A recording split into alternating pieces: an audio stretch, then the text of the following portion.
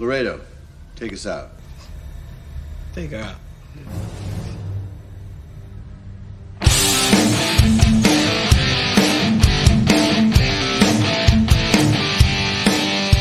All right.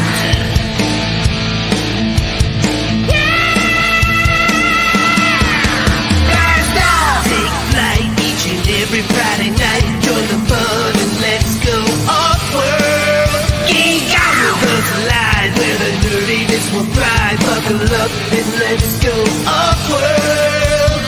Toys, comics, pop culture news, movies and so much more.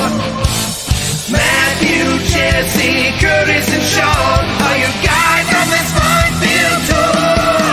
Blast off! Take flight each and every Friday night. Join the fun and let's go off-world. Let's go off-world.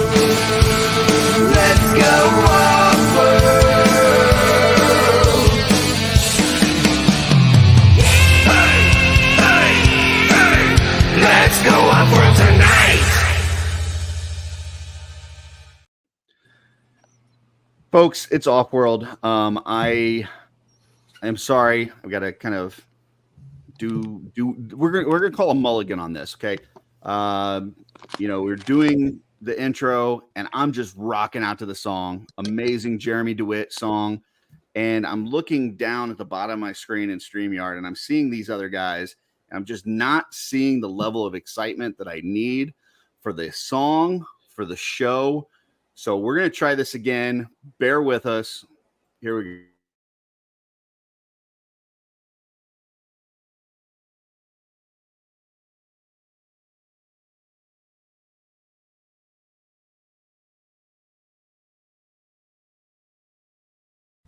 Laredo, take us out. Take her out.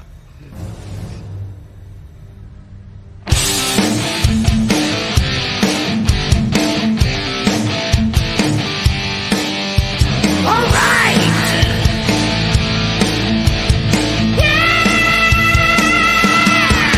Blast off. Take flight each and every Friday night. Join the fun and let's go off-world.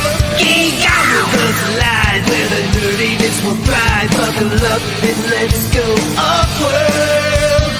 Toys, comics, pop culture news, movies and so much more. Matthew, Jesse, Curtis, and Sean are your guides on this fun-filled tour. Blast off! Take flight each and every Friday night. Join the fun and let's go off-world. Let's go off-world. Let's go off-world. Hey, hey, hey. Let's go off-world tonight. Woohoo! Now that's what I'm talking about.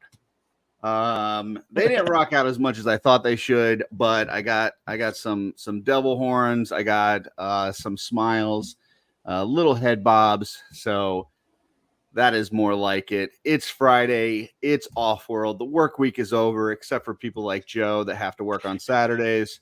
Oh, and me this week. Thank you. Oh, and Jesse this week. So maybe that's why they're not into it. But I'm excited. It's OffWorld. Jesse, how you doing, sir? It's been kind of a crappy week, but I'm here and we're gonna have fun tonight. Beautiful, beautiful. Jordan says Purple Gang was dancing around. So there you go. Joe Gonzalez. Gonzalez it. How you doing, sir? Yes, sir. I'm doing well, thank you. Kick the tires and light the fires. Let's get this thing started. I'm up for this even when I'm down. Yes, I like and that. I'm always down for this. And special guest joining us tonight after doing a Wednesday one shot, which you guys will see, I don't know, one of these weeks. Jeff Evans. Jeff, how you doing, sir? I'm doing well, Chris. Doing well, Jesse. Doing well, Joe. I'm happy to be on here. Short-time viewer, long-time chatter. Finally on stream. Nice. Well, you know, we are using the name OffWorld, so we figured we needed to bring in like a cosmic touch to this. and you were the first person at the top of our list. We're like, how can we legitimize the off-world nature of this? Let's bring in the cosmic contact guy, So that's what we're here. You're really just, we're using you. I'm just throwing it out there. We're using you, so it's now out there for the record. So yeah, that's kind of in our character. Yeah, exactly. We do have a few people that have nothing better to do on a Friday night than watch us. So there's nothing better to do on a Friday night than watch us. That's what I just said. Dave Orkin, how's it going? Mark Rivera, we've got Wholesome Warlock. Let's Go Offworld Podcast. I know those guys. Amber Gonzalez. Hello, Amber. G. Guaisagüe Echevarria. He was with us on Shooting the Shelf a few weeks back, and a lot of fun. So check that out. Like 5 days ago. Yeah, 5 days ago back. We've got Tanya McCoy out there. We've got Kevin McCoy. We got both the McCoys. Let's see. We got Schmerberberger. We have Santos Rivera. So we got 2 Riveras in the house. Raylan is out there. Terrence St. John. Michael Morales. And I think that is everybody. So welcome, everybody. Thanks for joining us. Thanks for bearing with us while we played the intro twice. But, Jeremy DeWitt's awesome, so you can afford to listen to it twice. Oh, man. You know what that means, right? What's that? Treat. Apparently, that's what it means. Okay. Beautiful. So, okay. Perfect combination. I guess so. Well, at the start of the show, we do our pickups for the week. Real quick before the pickups, I just want to ask everybody if you can smash that like button. We just recently learned about algorithms and stuff, and apparently, if you hit that like button, speak for yourself. Well, we heard the word. Somebody said the word. Algorithm. Yeah, I mean, Trevor says that when you hit that like button, it lets people know that we're on. I don't know that that's true, but he says it anyways, and so we're going to repeat it. So, do that for us. And share it over in social media. Yeah, just in case it's true. Here's one thing I did learn, though. Don't hit that like button if you've already hit the like button, because that unlikes it. Yeah. So don't do that. Just one time, folks, or 3 times or 5 times. As long as it's an odd number, you are good. We do have Van Johnson. Definitely odd here. As well. I am. That's true. Van joined us. So thank you, Van. Appreciate you jumping in. So now, toy pickups. I always start with the person next to me. So, Jesse, what do you got? Let me pull it out for you. Nothing. Oh, beautiful. I love some nothing. All right. Well, then we will go to Joe. My bottle of water. Well, you're already off screen. I'm sorry. You can't show that now. Right, Joe, your turn. A week, but I did pick up another swig. Imagine that. Imagine that. We could just record that and play that for the next 10 weeks. I'm slowing down. I've got quite a little army built up. So, but something different. I did get something different this week. I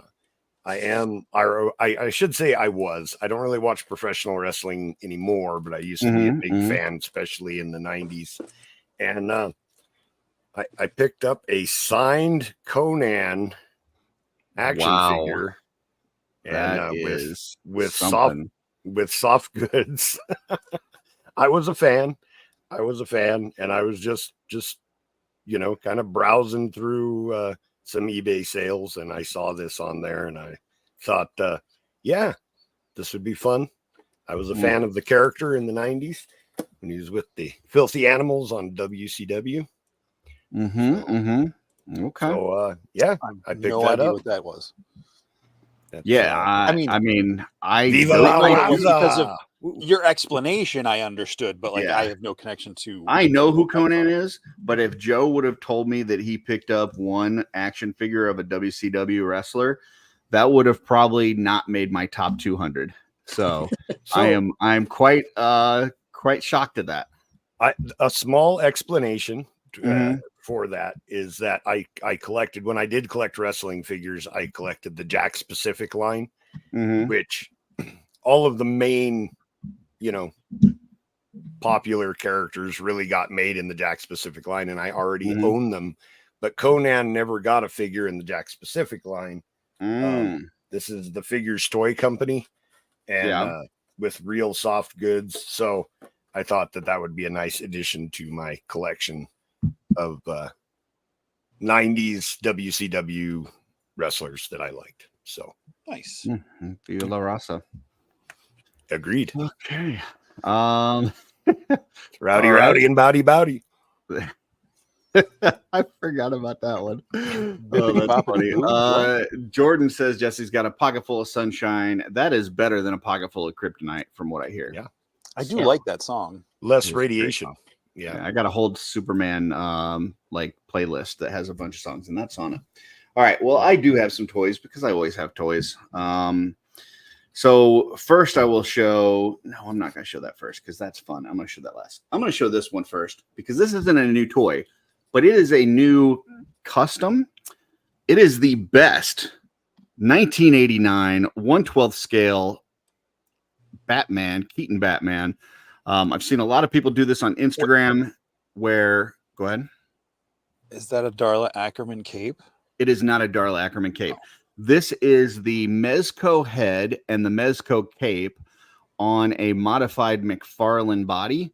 I've seen a lot of folks do this on Instagram, a lot of DC customizers and stuff, and it makes an absolutely gorgeous 89 Batman. I think a couple things with the Mezco. The head is amazing. The face is amazing on the Mezco. The cape is all right. Needs more wires, which I did put extra wires in it.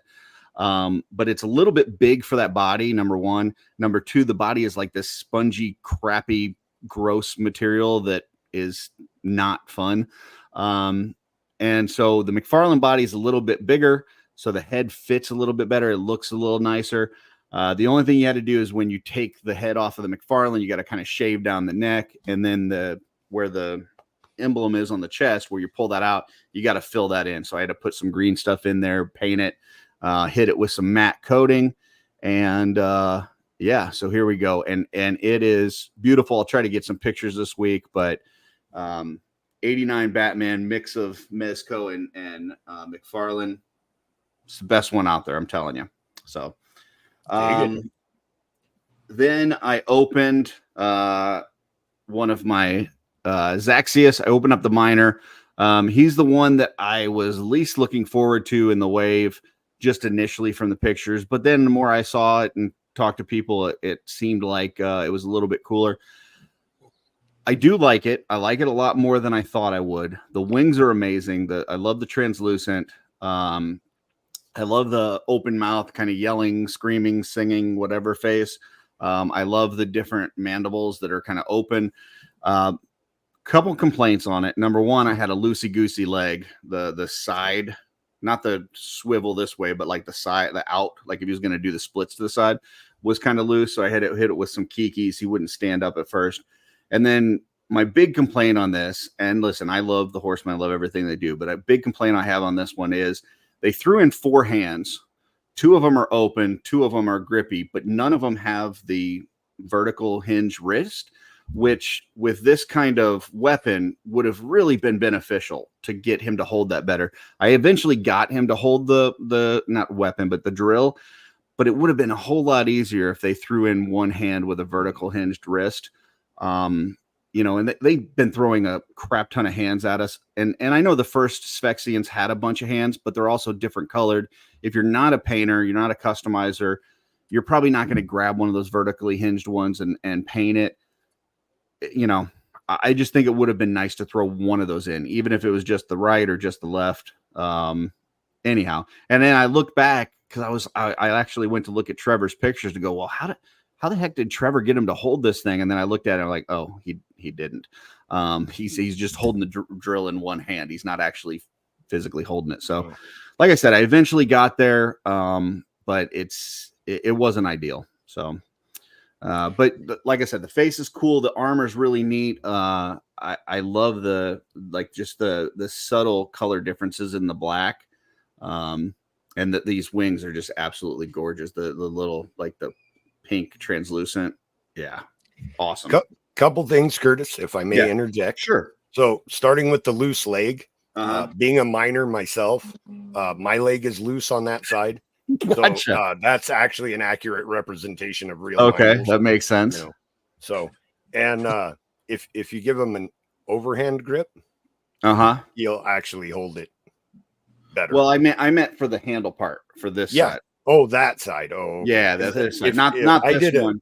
Yeah, I did an overhand grip. This side where he's holding it, like if he would have had if he would have had the ability to do it like this, then I think it would have allowed you to hold that handle a little bit better. But well, I did an overhand grip on the handle bar, and that actually lets him hold it a little bit lower, so it lines up better with that other hand. So maybe okay, gotcha.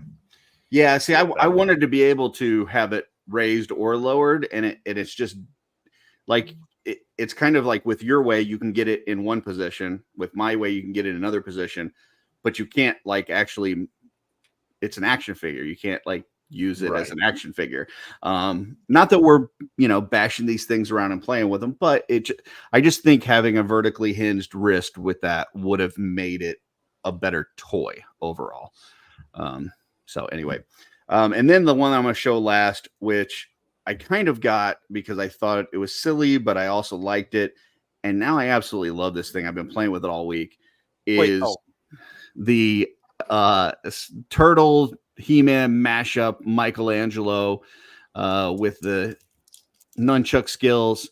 And when I got this thing, I saw a picture like this and I thought, that's cool. Michelangelo with battle armor. I don't like this stupid wig. I hate it. But if you can take the wig off, I'll go ahead and buy it. So I bought it, and now I'm telling you, I like the wig. It's grown on me. It's silly, but silly is Michelangelo. Does he have lipstick on? No, he does not have lipstick on. He does have a row of teeth that are very like this. Okay. But no lipstick. Like but yeah, this thing's fun. I think the battle armor on this looks really cool. I love that M on it. The little turtle shell shoulder pads are cool. He's got the shell on the back that pops off and can become a shield.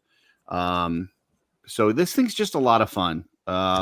It's not super expensive, in the same style as the Origins figures that have the pop apart, legs and arms and all that kind of stuff. But this isn't a boutique figure. It's just kind of a silly, fun thing. But I'm probably, like I said, I've played with this more this week than most other figures. So there you go. All right. That is all I have. Now we'll go to Jeff. Jeff, what do you got for us? So in the last week, I started down my vintage TMNT, going off of your Turtles of Grayskull. So I picked up Genghis Frog. Mm-hmm. Nice. Mondo Gecko. And I'll leave that one for last. Baxter Stockman.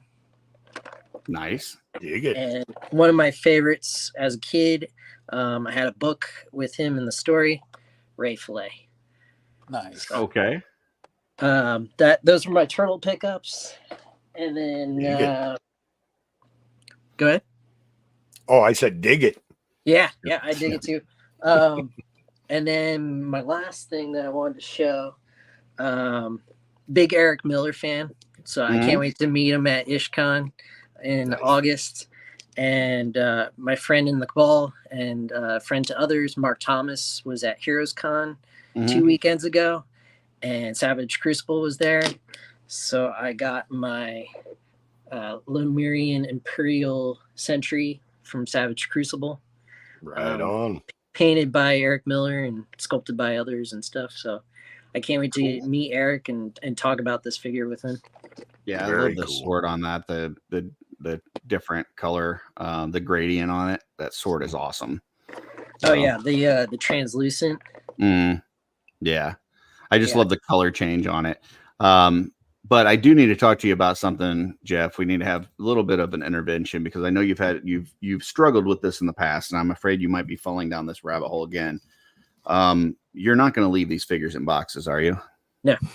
Okay, all right. I just know that's it's an ailment that affects some people. I hear that you were affected by it at some point, and I just don't want you to fall back off the wagon.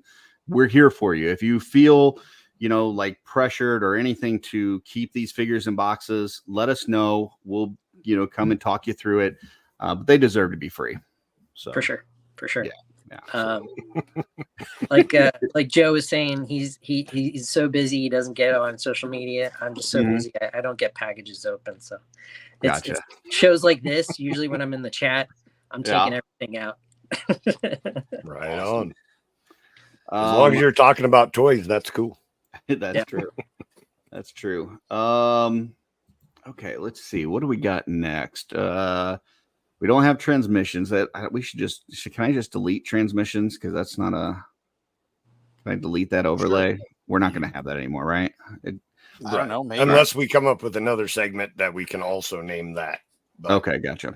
Yeah. All right. So Event Horizon, which is Jesse. Jesse, what do we got? Yes. All right. I want everybody to strap in because we've got a lot of stuff to go through for Event Horizon. Oh wow. Okay. First up is this classic kids book. Classic. Curtis's face is okay. Is it all right. supposed to be blue like that? Hold on. But the background is blue. Yes. It looks like it's got blue over the picture itself. Is that not showing on everybody else's? No. Oh, interesting. Have you? Whoops. Up. No, are you moused over? Weird. No, I don't know. I think it must be glitching for me or something. Hold on. I'm gonna back out and come back in. Oh, okay. Well, I guess we can just sit here and wait for Curtis for a few minutes. Hey, do you need an excuse to stare at a condom for 30 seconds?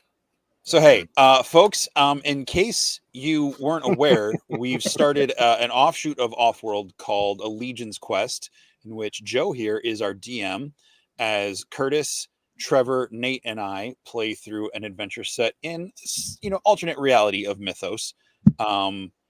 We air that late Monday, early Tuesday nights right here on this channel, and then it'll show up on audio podcasts later in the week. That fixed it, by the way, leaving and coming back. So okay, and also it's not Baldur's Gate, people. Just so you know, it's not. It is D&D. It's not, but it's still fun. These guys fun. Are killing it. Overall, we killed a lot of things.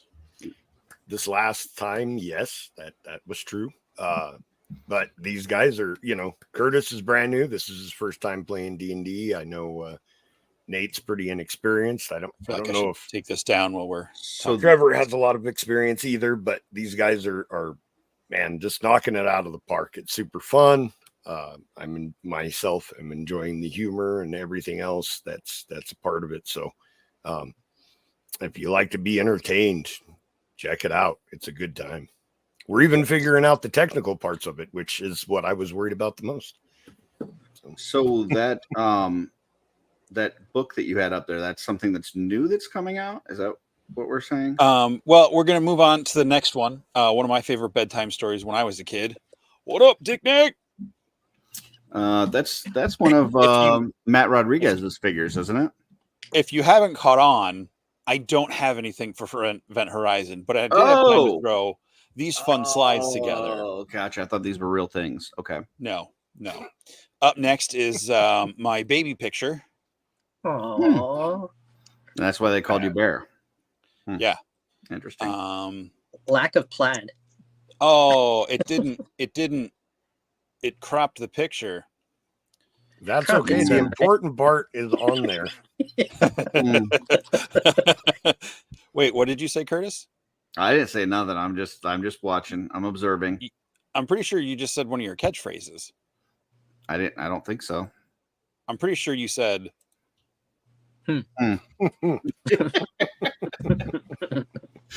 Okay.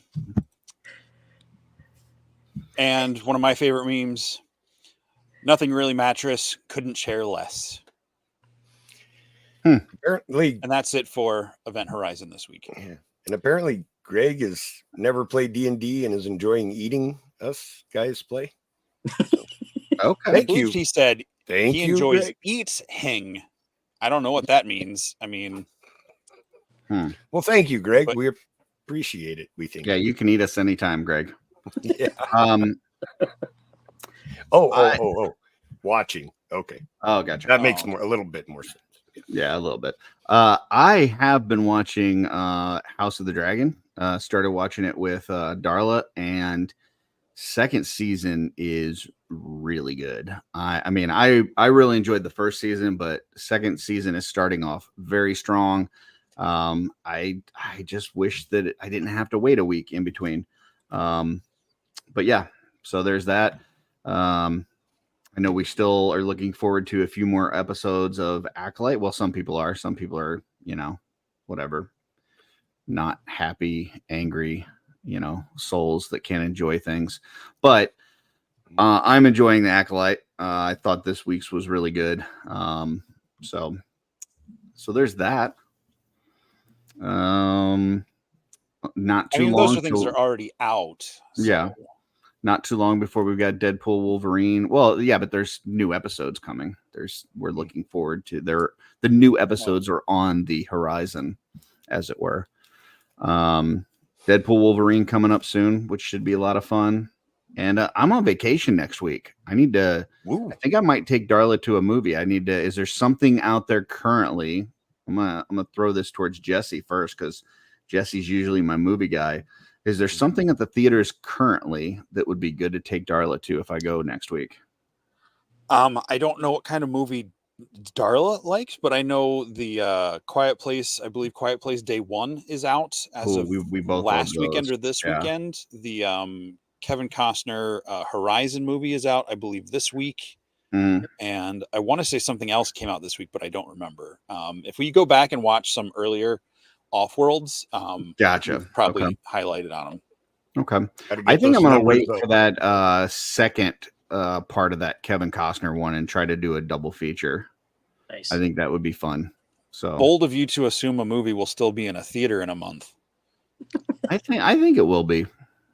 I think that there's going to be a lot of theaters that are going to that's just such a unique thing for them to put two parts out so close together. I think there's going to be a lot of theaters that are going to play those back to back. So August is quite a ways off for a movie theater these days. I mean, it'll be streaming on Amazon by the end of July, I bet. I think that they'll do it, even if it's not normally if it normally wouldn't be there. When the second one comes out, I bet they bring it back, even if that's the case, just to be able to do them together. I wouldn't be surprised if really- they did like a special, weekend special where they, do both of them. But I mean, That's two movies, they're probably both going to be pretty long. So like a theater giving up an entire auditorium for one showing of each of those movies is probably not going to be a big moneymaker. Yeah, but then you guarantee people that are going to it are going to see two movies rather than one.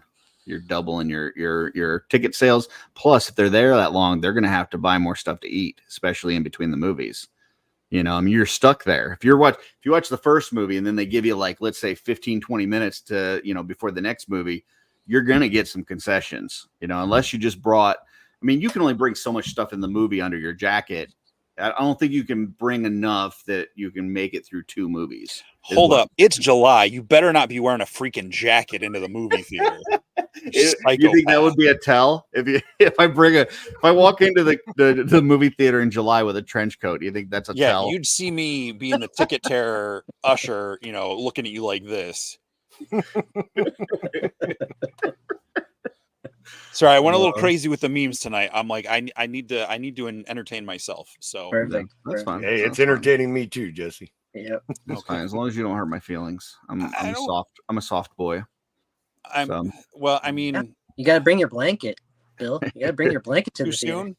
Too soon. I have many times brought a blanket to the theater. Just I don't FYI. mind you taking a jacket or a blanket to the theater, but wearing it into the theater in the middle of frickin' July in North America is crazy. I wouldn't wear it, but I do bring blankets every now and then. Like not like a full king size, but like a little like you have on the couch and stuff. Like I got a one of shawl. those. I got one of those blankets that's got a hood on it, so you can put it like over you and then wrap it around you. It's very nice. Yeah. And I am never that cold in a movie theater. I wish I was that cold in a movie theater. Okay. G says his grandma his mom goes with a huge grandma bag. So tell her I would definitely go see a movie with her, so she can sneak in all my Juji fruits and Junior Mints and Raisinets, all that fun stuff. Maybe some Twizzlers. We should do a top movie candy episode. That would be fun. Would it? Yeah. Maybe a Mortal Kombat movie candy bracket. God, no. Yes. 2 movie candies square off. Only one can make it to the next round. I'm gonna pitch that to Dooch as soon as we're done here. Curtis is good and plenty's, and he's gonna be mad when they don't make it to the second round. Oh man, Good and Plenty's would definitely win. No, they won't. No one else likes Good and Plenty. Sure. Good and Plenty's are amazing. They hurt my Yes. teeth. Well, if you don't like Good Stuck on a and Plenty's, tailpipe. you are an uncultured swine. You just need a little bit more culture in your life. So oh. Yes. That's all right. Okay. All right. Killing me, Jesse. Killing me. All right. my gosh. So let's see. We've done pickups. We've done Event Horizon. We go into This Week in Theaters, I guess. All right. Let me pull that up. I will say, for those that haven't heard, last week on This Week in Theaters, I was given a lot of crap because I had not seen Big Trouble in Little China, as well as Escape from New York and Escape Got from. a lot of crap. We were just I shocked. did from not just from you guys, but there were some folks in the chat that were, they were ribbing me pretty hard. So I did watch Big Trouble Little China this past week, and I wasn't a fan. I mean, I think it's got all the makings of a young Curtis liking movie. And so I think if I would have seen that in my teen years or earlier, I think I would absolutely love it. And I think it would probably be one that I would enjoy watching again today for the nostalgia factor. But watching it for the first time as a 40-something-year-old guy, it was just fucking weird. And yeah, I didn't get anything out of it. So to sum that up, Curtis is now officially a crotchety old man who doesn't like fun. No, I think it's similar to stuff like, when we did, let me take this off for a second. When we did Monster Squad, Jesse didn't have a connection to Monster Squad. So when we watched it, like, you see it through adult eyes and you see all the plot errors and different things on it. Whereas if you saw it as a kid and you had an attachment to it, then you can kind of overlook some of those stuff. Tango and Cash is a great example. Like, I loved Tango and Cash because I saw it a million times as a kid. But when I just watched it recently, when we did a Have You Ever, it was like, okay, if I was seeing this for the first time, this, and this would really fucking bother me. But because I knew of it, for all this time, it didn't. So anyway, okay. I watched Tango and Cash for the first time when we did that, and I like fun, so I enjoyed it. Okay, maybe I'm just not as fun as you. It's possible. I don't think you're as fun as you used to be. I'm not. It's no Lethal Weapon. That is a fact that I'm not as fun as I used to be, and I think that's just a part of getting older. But anyway, yes. Random number generator. Here we go. 2006. Okay. 2006. What are we in for, you think? Terrible. Summer 2006. Yeah. Oh man, I'm trying to think. 2000. Oh, it's my first summer in Illinois. I saw this guy on Instagram, like a little reel. I'm sure it was probably a TikTok at first or something. But there was this guy that could tell you the opening date for every fucking movie. Like they would just throw a movie at him. Have you seen this It's a very clip? specific list of movies. This guy, they would throw any movie at him and he would tell exactly what date it came out. Then they even reversed it and they would give him a date and he would tell them what movies came out that week. It was ridiculous. Oh, like I yeah. can't even imagine filling your brain with that much nonsense. They're a savant, right? Because I watched the That show must about be. that. There was a guy that could watch a train go by and then write down all the rail car numbers Oh, wow. after they went by, and like he was just a regular guy but had like that one thing that he was a savant with. And there was another guy that could tell you the weather on any date, like since he was like 5. They would just ask him a date and he would tell you the weather and the location where he lived. So Walking almanacs. yeah, like I don't know. That savant stuff is pretty cool. I am the opposite of that. I can forget anything you tell me almost instantly. Facts. Yeah, so, I'll forget where I put something and it's in front of me. Starscream says, just shows that adult eyes are the worst eyes. So many movies play better when you're a child, especially 80s flicks. That is very true. One thing else I've noticed from watching a lot of 80s movies with my kids, there's a lot of just one random nude shot that has no bearing on the movie whatsoever. And so when we're watching these movies and like there's just some random nude shot in the middle of a movie, the kids would look at me and go, it was the 80s. And that's just kind of like their thing. It was the 80s. So anyhow, okay, here we go. 2006. Sorry. We are looking for June Brewery 28th.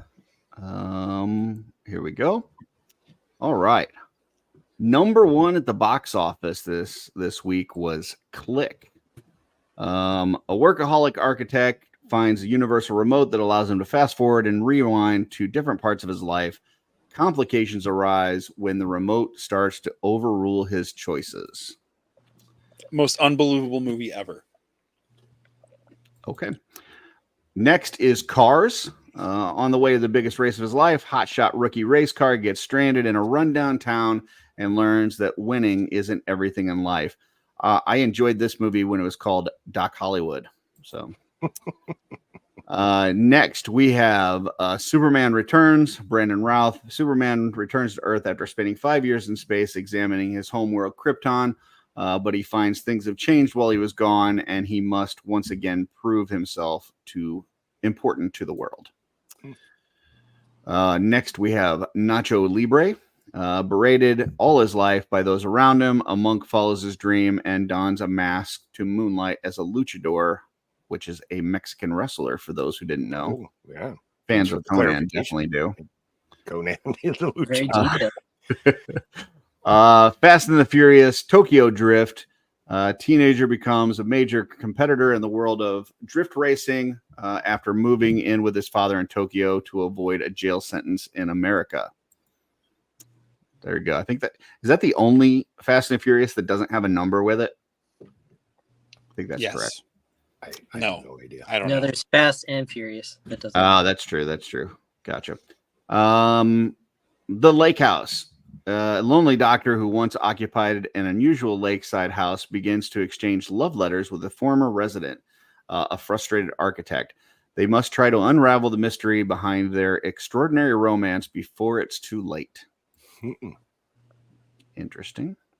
Next, we've got Waist Deep. An ex-convict, Tyrese, gets tangled up with a gang after his car is hijacked with his son inside. Oh. I like that when it was called Any Liam Neeson Movie Ever. Next, we have The Breakup. Couples breakup proceeds to get uglier and nastier by the moment as each tries to keep their luxurious condo from the other. Okay. Then we've got Garfield, A Tale of Two Kitties. John and Garfield visit United Kingdom, where a case of mistaken cat identity finds Garfield ruling over a castle. Just pause there for a second so we can take that sentence in. You don't have to read the rest of it. His reign is soon jeopardized by a nefarious Lord Dargis, who has designs on the estate. And number 10 for this week is X-Men Last Stand.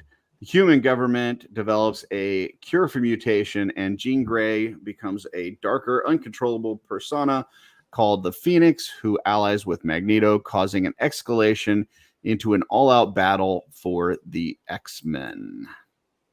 That is the top 10. Those are the only ones that we have to choose from. You cannot choose anything past 10. We will look at those later, but these are the only ones you can choose from. For those that have never seen this, basically we're taking a time machine. We're going back to 2006. We're walking into the theater. The top 10 movies for that week are in the theater. We can pick any of those 10 to watch. We're not the age that we were then. We're the age we are now. Jesse, you walk into theater. What are you watching? I walk into the theater. I see this list of movies. I go to the bookstore. If I have to pick one, it's Fast and Furious Tokyo Drift. Okay. Not a fan of these movies, huh? No. Dorklair says, is Bill Murray Garfield? I believe this is Bill Murray as Garfield. So yeah. Okay. I guess that's me then. I don't love this list, but I do like this list. I think there's some fun stuff on here. I'm between X-Men and Superman, just because I think those would be good theater experiences. They're not the best movies in the world, but I think I'm going to go with Superman Returns. I like especially the scene where the little bullet like shatters on his eyeball is cool. I think there's just some cool stuff like that in that movie. Be a good movie experience. So yeah, I'm going to go Superman Returns. Joe? So just a question. At the lake house, they said before it's too late. Do they mean too late for love? I don't know what's going on. It sounds like there's something, I don't know, spiritual. I just wanted something weird. Yeah. There's a mailbox. There's a Okay. mailbox at the lake house, and they can communicate via the mailbox because they're. I think that works for everyone. That's the purpose of mailboxes. They're in the same house, though. But I thought they were like in different time periods or something. No, Yeah, I'm it's like a sorry. That time was travel or- just a joke. I'm just messing Yeah, around. yeah. I knew That is what a mailbox is. Wait, for. the post office works for you? well, on occasion. Does it really get to the mailbox? Does it? Right. Sorry, I'm just having fun. I think Curtis has a good pick with Superman Returns. I actually did genuinely enjoy that movie. Them bringing back the theme from the original Superman is great. Even I don't know, it made me feel good when I heard it. But I'm not gonna go. I did see that one in the theater, so I'm gonna go with Nacho Libre because it reminds you of Conan. It's just not just that, but it's a super fun and funny movie. I enjoy it. It's a silly comedy. It has professional wrestling in it, which I love. Both of those things I'm a big fan of. It's just a very, very entertaining movie. Jack Black's partner being a very small guy and trying to do professional wrestling. A luchador that I like a lot. Science. A luchador that I like a lot, Silver King, is in the movie. It's just a great movie, and to this day I still love it. So that's my pick. Okay. So we've got one for Fast and the Furious, one for Nacho Libre, one for Superman Returns. Jeff, are you hanging out with one of us, or are you going off on your own? Well, I had to tie. I thought I was gonna go alone, but I'm going with Joe to Nacho Libre. It was a tie between Nacho Libre and The Last Stand, X-Men. The Last Stand. Right Nice. on. You guys will make a good tag team. Hell yeah. Beautiful. You're going in first, Joe. You're going in first. Yeah, right. I'll soften them up for you. Well, looking at this list, everything was 5 weeks or less. So nothing had there was nothing with a ton of staying power. that was lingering around during that top 10. As we go down further, a Deep Sea that I don't know what Deep Sea is. Let's see. Is this one of those like IMAX bullshit things? Or is it the big shark movie? It's not even letting me click on it. Or there we go. Yeah, 3D experience. So that's kind of like one of those IMAX bullshit things. Yeah, I mean, nothing really that I'm seeing that jumps out. So, yeah.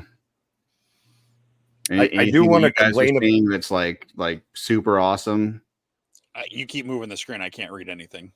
Okay, cool. Sounds good. I do want to complain about Click though, because it has a trope that I hate for movies. I actually went and watched it in the theater when it came out because I thought it was going to be a great Adam Sandler flick.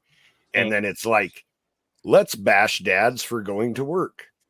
And I am not a fan of that theme and do not enjoy movies that, it's like, hey, look at all this nice stuff that we have because dad goes to work, but dad's not home enough. So he's a bastard.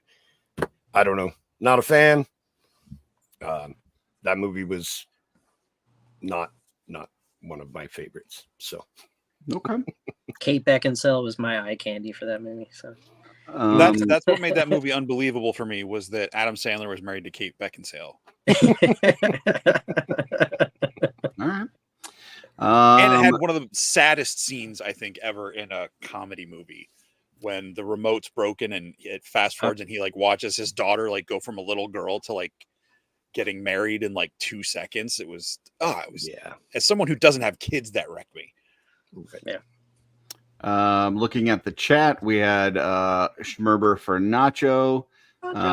We've got Rob Zamora saying that movie was Neo sending love letters to a bus driver. We've got Dorklair says probably would see Superman Returns. G says Superman Returns. Rob says Superman. So it looks like a lot of folks are going with Superman. I see Dorklair saying the Dead Man's Chest. It looks like it was further down the list. If that was still on, that was the next week. So yeah, I mean, I saw a bunch of those in the theater. None of them are appealing enough to go back to the theater. Tanya says Cars. V-Dog says Click. Dorklair also said Breakup's not bad. So Jennifer Aniston. There you go. Have you guys seen those reels? And I don't know why, but they absolutely kill me. Like every time I see them, I laugh like hysterically. Where it'll show like a lake during a thunderstorm, and it's like, have you ever seen lightning on a lake?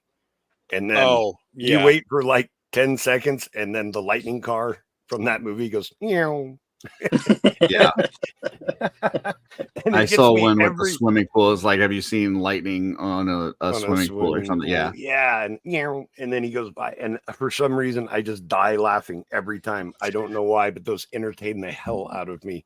I like those better than any movie on the list. Yeah. See, when I see those reels, I'm looking at it with old man eyes, and I don't find the humor in it. So yeah, I could see that. Yeah. Damn you kids, get lightning off my lawn. I've never watched Cars, so like I get it, but like it has no appeal to me. Those little watch Turbo jokes. Watch Turbo more. Yeah, watch Doc Hollywood. It's basically the same movie. Yeah, I'm good. So all right, Jesse, it is time for the primary objective. What do we got? Do we? I feel like there needs to be like a play on words for like primate, primary, like primary, like an ape named Mary. Anyway, moving on. Today's I'm not sure how we got there, but yeah. All right. I'm down. Let's do it. I don't know if Curtis hesitated or if my computer glitched while he was saying it, but he was like primary. It like lingered. Destination unknown. We're playing roulette with the guys tonight. Let me see. I got to see if I don't remember who is up first. But it's really not destination unknown because you gave us our destination a day ago. But the other guys don't know. Oh, okay. That is true. Yeah. Hold on, let me pull up my Jeff slides here. just transformed into a Terminator. Whoa. Oh, He Well, came get rid of back. that. It's like when you're playing poker and you're trying not to let them see your eyes. all I right. got it, Jeff. I see what you're doing. Yeah, and then your cards reflect in the sunglasses. Right. Jeff, I'm going to give you the option since you were the guest. Do you want to kick us off, or do you want to have time to think about it a little bit more and let the other guys go first? Wait, before we do that, Jesse, are we what are we each revealing? I'll walk you through one person at a time, or are we doing our whole teams? Like it would probably help him decide whether he's going first or not if we know what we're actually doing. Well, Yeah, Jesse I'd like to used, watch somebody fail first. Jesse used the word thinking, which we don't do that in our That's segment. not So no Offworld. pressure. No. Like Okay. whatever happens.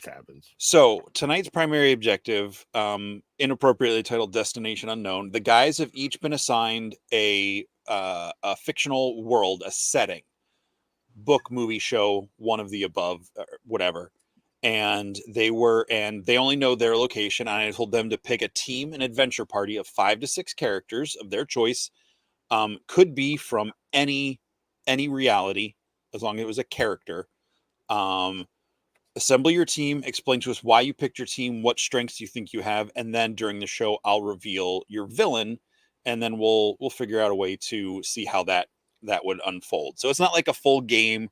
I'll probably pull up like a generic dice roller for the screen, or I'll just roll a real dice, or if you guys have dice you can roll, it doesn't matter. It would be a die. We'll figure it out. Unless it's multiple. Well, you said I will roll A, which means singular. But go ahead. You are correct. I am wrong. A die.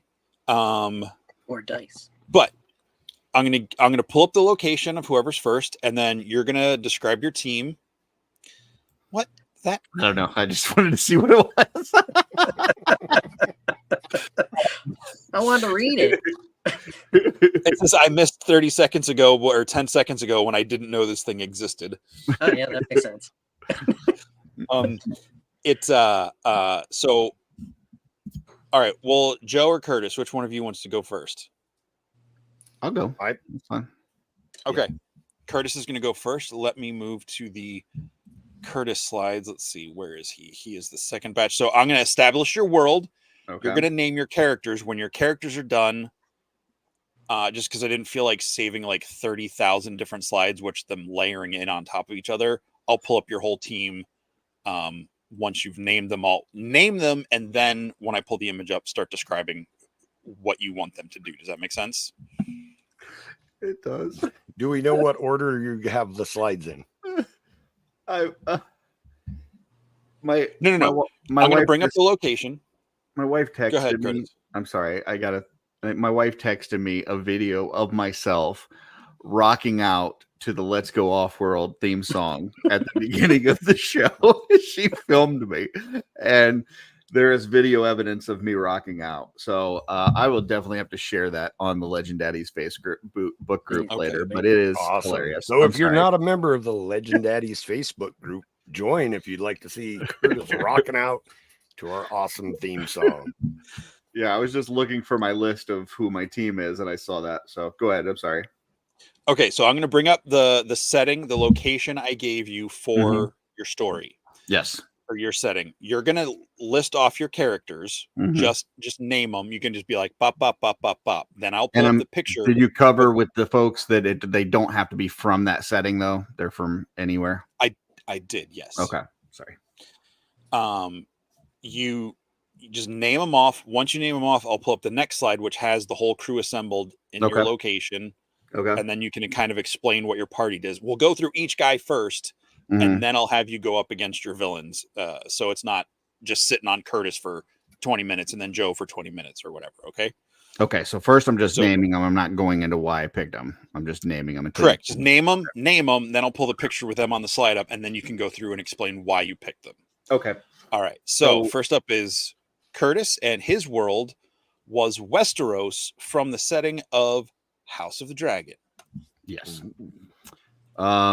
So my team name is the Lovable Assholes, and that's kind of the characters that I really enjoy in TV shows and movies. So I tried to pick characters that I think are kind of assholes, smart Alex, smart asses, sarcastic, whatever. but that are also lovable and I think would be just fun to watch, even if they don't win. So starting off, I got Dean Winchester. I've got of Supernatural. I got Lobo from DC Comics. I got Iron Man of the MCU.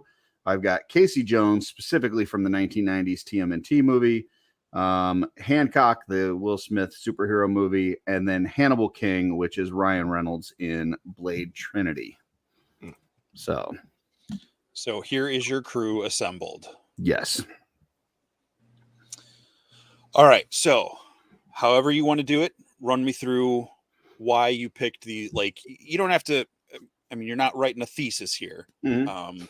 Just kind of tell me why you picked the characters you picked, like we did in our Adventure Party episode, and what role you think they would play in the team. Okay. Well, Dean Winchester in Supernatural, very knowledgeable about different, monsters and different things, vampires, demons, ghost, ghouls, whatever. So if there's something that we're going to face that maybe the group hasn't encountered before, there's a good chance that Dean has some sort of knowledge about that that could help them. Lobo is just a badass. He's got a space hog that he can fly around in, and he's super tough, has beaten Superman numerous times. So he's just a tough, bruisey guy to have around. As far as next, you've got Hannibal King from Blade Trinity. Just it's basically Deadpool before Deadpool was a movie. It's kind of the same personality, but without the mask and the swords and all that. I just love Ryan Reynolds in that role. So I think, he's kind of a badass that fights vampires and stuff, but he's also a smart aleck, and I just wanted him in there. Casey Jones can basically make anything a weapon. So, depending on where we're at and what the environment is around him, I'm sure he can, turn something into a weapon. Iron Man, Tony Stark is super smart, got a little bit of, he can fly, he got some powers, got some, tech knowledge if we need to put something together. And then Hancock is just, super powered badass that as long as he's not around his girlfriend, he's able to knock some shit around. So, okay. All right. So what, other than just liking the characters, why did you pick them for this adventure in Westeros? You don't know who your villains are. Yeah, I actually just picked them before I knew what the setting was. Okay. But so after I knew the setting, I was like, okay, well, within Westeros, there's a lot of ground to cover. There's a lot of space. You could potentially have dragons, other things. I've got 3 characters two that can fly on their own. I've got one with a space hog that could fly. So that allows me to have some air. I got some knowledge of, kind of lore and stuff with Dean Winchester. I've got some tech knowledge with Iron Man. And then just the improvisational skills of Hannibal King and Casey Jones. So, okay. One last question before we move on to we'll go with Jeff next. So start thinking, Jeff. One more thing. One character that I was going to throw in there that I did change because it was Westeros. I was going to have House in there from the TV show House, like kind of as their like medic, healer or whatever. But he also limps around with a cane and stuff. And I felt like Westeros might not be the best spot for him. So I took him out. FYI. I like that selection. Good choice for removing him from Westeros. Unless he was going to stay in a place. But yeah, good call. All right. So last question. This is kind of a curveball one. Well, maybe not a curveball one, but one I didn't tell you guys about. Who is your wild card in this team? Who is the one who is going to, you don't know if they're going to make the sacrifice play or betray you to the villain?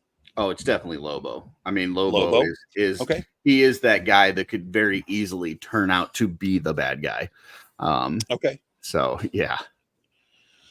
Okay. He very much fluctuates between the chaotic neutral and chaotic evil. So he's just chaotic. Obviously, with this crew, there'd probably be an argument, but who would you say quick shot would come out as the one the other guys would eventually defer to as the leader, even if reluctantly, for this mission. In this group, I consider Dean Winchester to be the leader of the group. Okay. I kind of feel like Iron Man would be that number 2. It would kind of be like a Cap and Iron Man dynamic with Dean playing that role of Cap. He would be the kind of main guy. He knows the shots to call up and Yes. down the street, this thing, and Iron Man's like, well, I'm still paying for everything, but yeah, whatever you Right. say. Okay, Right. cool. All right. Very nice. Let me pull that down so I don't accidentally scroll to the wrong slide. And we're going to go to Jeff next. Jeff, we set you, and by we, I mean me and my multiple personalities, set you in the future world of the original. Just real quick, I want to say, Jeff, okay, now the pressure's on, man. You know, we've got a hit show here. Don't mess this up for us. Okay. All right. Okay. So, Right. yeah. Yeah, we might go down like 2 viewerships. So, Hey, that's huge for us. Which should Which still is a be huge- double yes. what a Cosmic Contact is. Right. Oh, Sorry. Ouch. All right, you all can just in the chat just hit that thumbs up twice, and we'll see if Just kidding. I love me some The, Cosmic Contact. the emotional damage, right? what are you guys talking about. I'm bringing the viewers tonight. That's Yeah. There we go. Yeah. There we go. You're Take it back, Jeff. legitimizing us. Mm. Yeah. All right. So I know Jeff likes his cosmic stuff. So I may or may not have tailored these locations to, what I know these guys Oh, like. take it easy on the new guy. All right. Oh yeah, take it easy. Okay. Jeff, we're dropping you in 2029 future war of the original Terminator. Mm. Name off your characters. I'll bring them up and you can go through your team. All right, so I picked 6. I got Corporal Hicks from Aliens, Ace McCloud from Centurions Power Extreme, Michelangelo Last Ronin from TMNT, Black Suit or Symbiote Spider-Man. Spoiler alert. Yeah, spoiler alert. It's been a couple years. Yeah. It's been a couple of years. Spoilers are free. Kyle Rayner, Green Lantern, and Carol Danvers, Captain Marvel. Okay. Right on. So is here a is your very interesting team. assembled crew. All right. So real quick, go through and tell me why you picked this team or what you think they bring to it, and then we'll do your wild card and your leader at the end. Just heroes of my childhood, and I love the lores of all of them.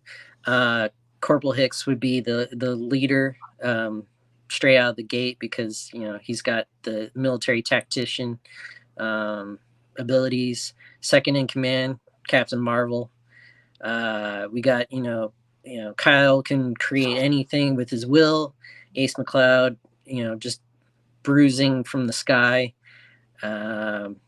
Spidey or Peter Parker, he's got the knowledge. He's scientist and science minded, so he can come up with the gadgets. And then he's got the Venom symbiote, so he's got a twofer abilities there. And then the Bruiser, Mikey. Okay. All right. And so you said Hicks was your leader. And who is your? If you said it, I missed it. Who is your wild card? So what's a wild card? What would be? So the one you don't know, are they going to make the sacrifice play and Right. sacrifice themselves to complete the mission, or maybe they'll betray you to the bad guy to come out on top for themselves?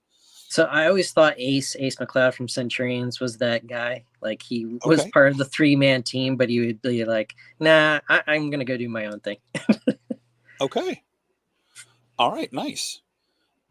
Very cool. And why did you pick this crew before or after I told you what your setting was?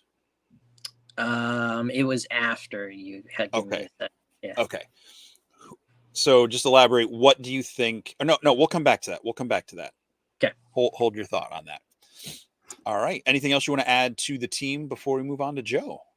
No, it's I feel it's a powerhouse in the environment that it's gonna go up against. Okay. All right. Bring this down. Joe, get ready. Let me find your slides. All right.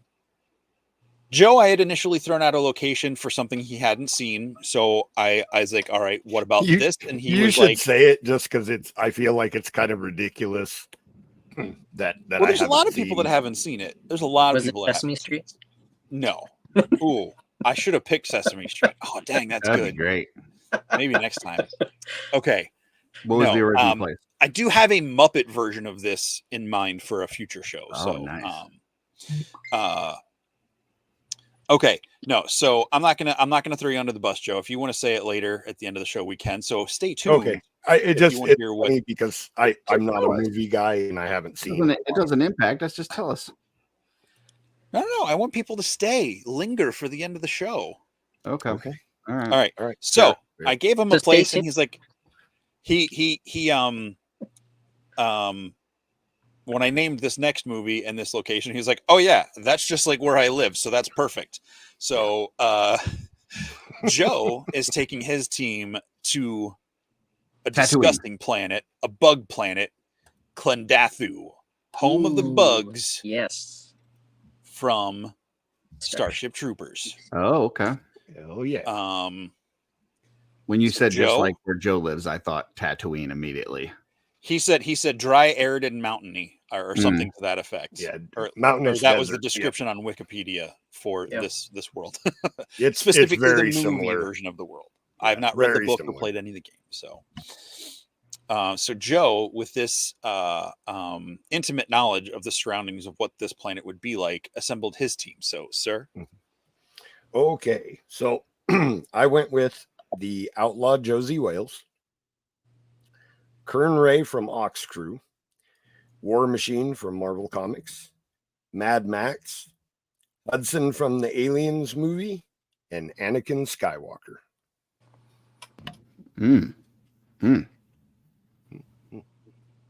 Anakin, not Luke. Right. Okay. I'll get to it. I'm waiting for Jesse to ask me questions.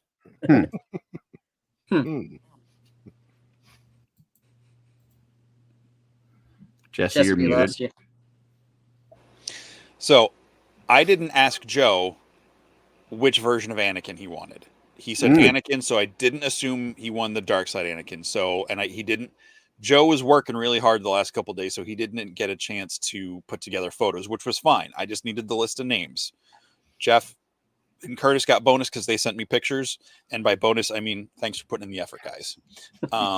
Bonus points. So, you lose, Joe. Darn it, you guys.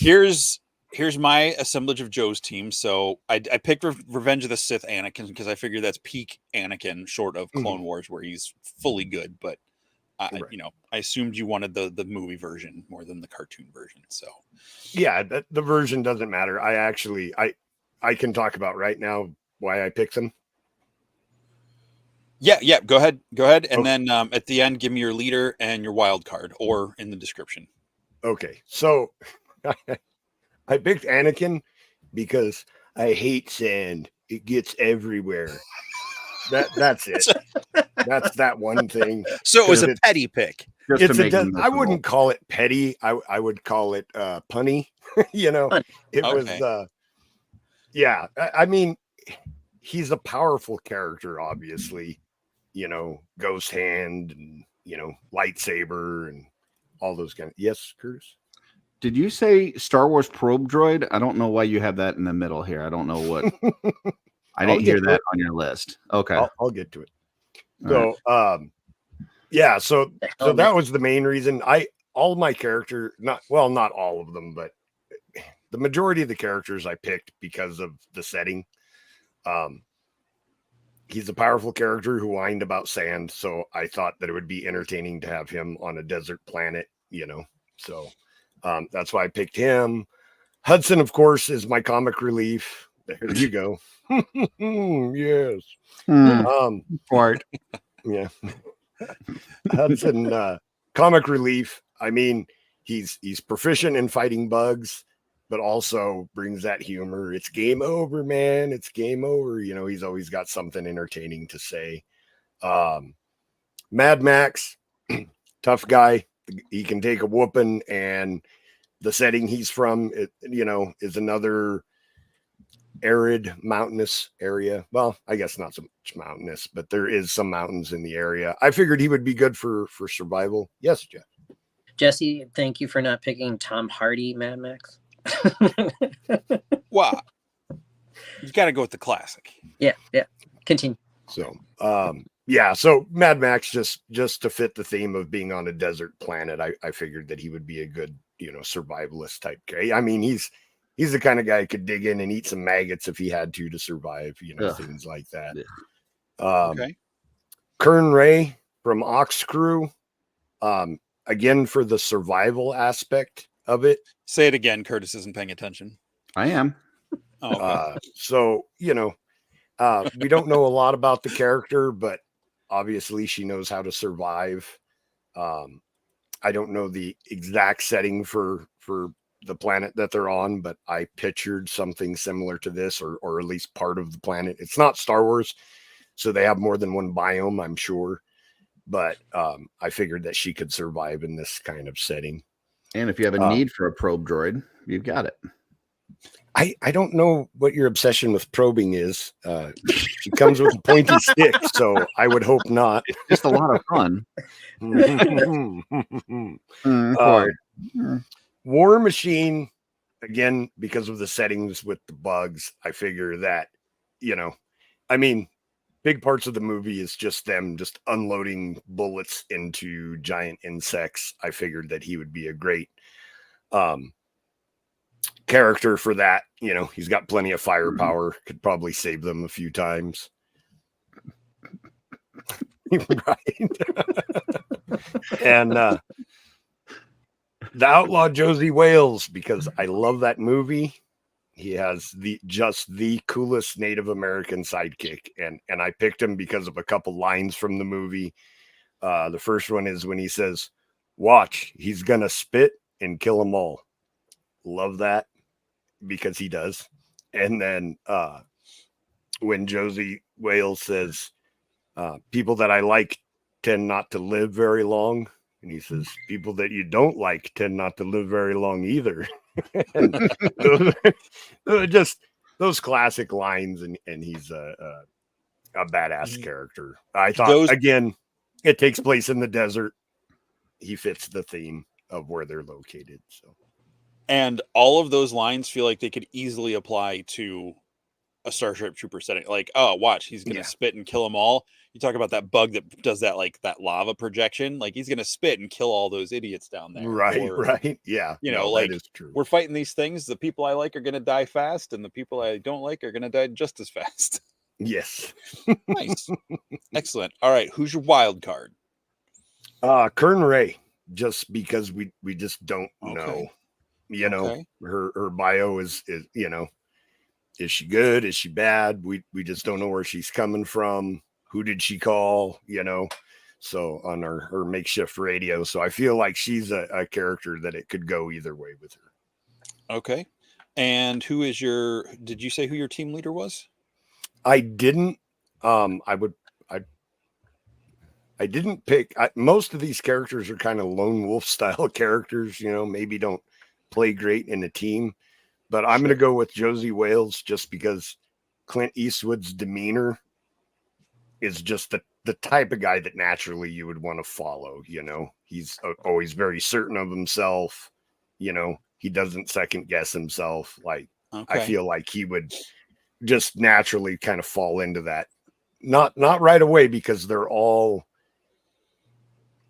very grouchy characters, which is part of what I liked about the theme. Like, I was picturing like a group of people who didn't want to be together, having to work together to survive the onslaught of billions of bugs. I thought would be a fun theme, but I think that they would end up eventually following him as a leader, just because of who Clint Eastwood is as an actor. Okay. All right, now.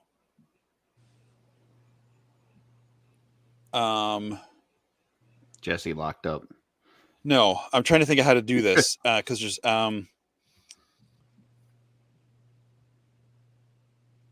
each of you, don't say it out loud.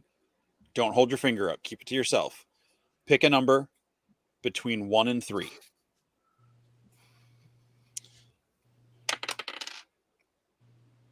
All right. Did any of you pick 2? You did? All right. Jeff gets to go first. You can tell me your numbers now if you want, but I just rolled a 6-sided die, and it came up as a 4. So I was gonna, if you picked 1 or 3, 2 or 4, or however math works. I don't know. 1, 4, 2, 5, 3, 6. Yeah, that's it. Okay. Wait. Did I do it wrong? I did it wrong. Anyway, I said Jeff's going first because I don't know how math works. Let's just go. Okay. Interesting story. I used to have a 3-sided die, and then my dog ate it. And yeah, I didn't. That's deadly. Poor buddy. Oh no, nothing happened to the dog, but I wasn't gonna go look for it. So What do you roll? Okay. I didn't check. 3-sided. All right. That's pointy. No. A 3-sided die is a D6 that has 1, 2, 3 twice. That's why I said yeah. 1, 4, 2, Still, 5, unless you're a 3, 6. wombat, you're not pushing out squares. It was a good sized dog. Probably like Okay. a big chunk of corn coming out of there. I don't know. All right, where we go. All right, so we had Jeff. Jeff, do you have a name for your team? Strike Team 6. Strike team. Oh, that's right. You've got it on your name there now. All right. Yeah, everybody does. All right. Joe doesn't follow rules. I don't got time for rules. I didn't give a name the team rule.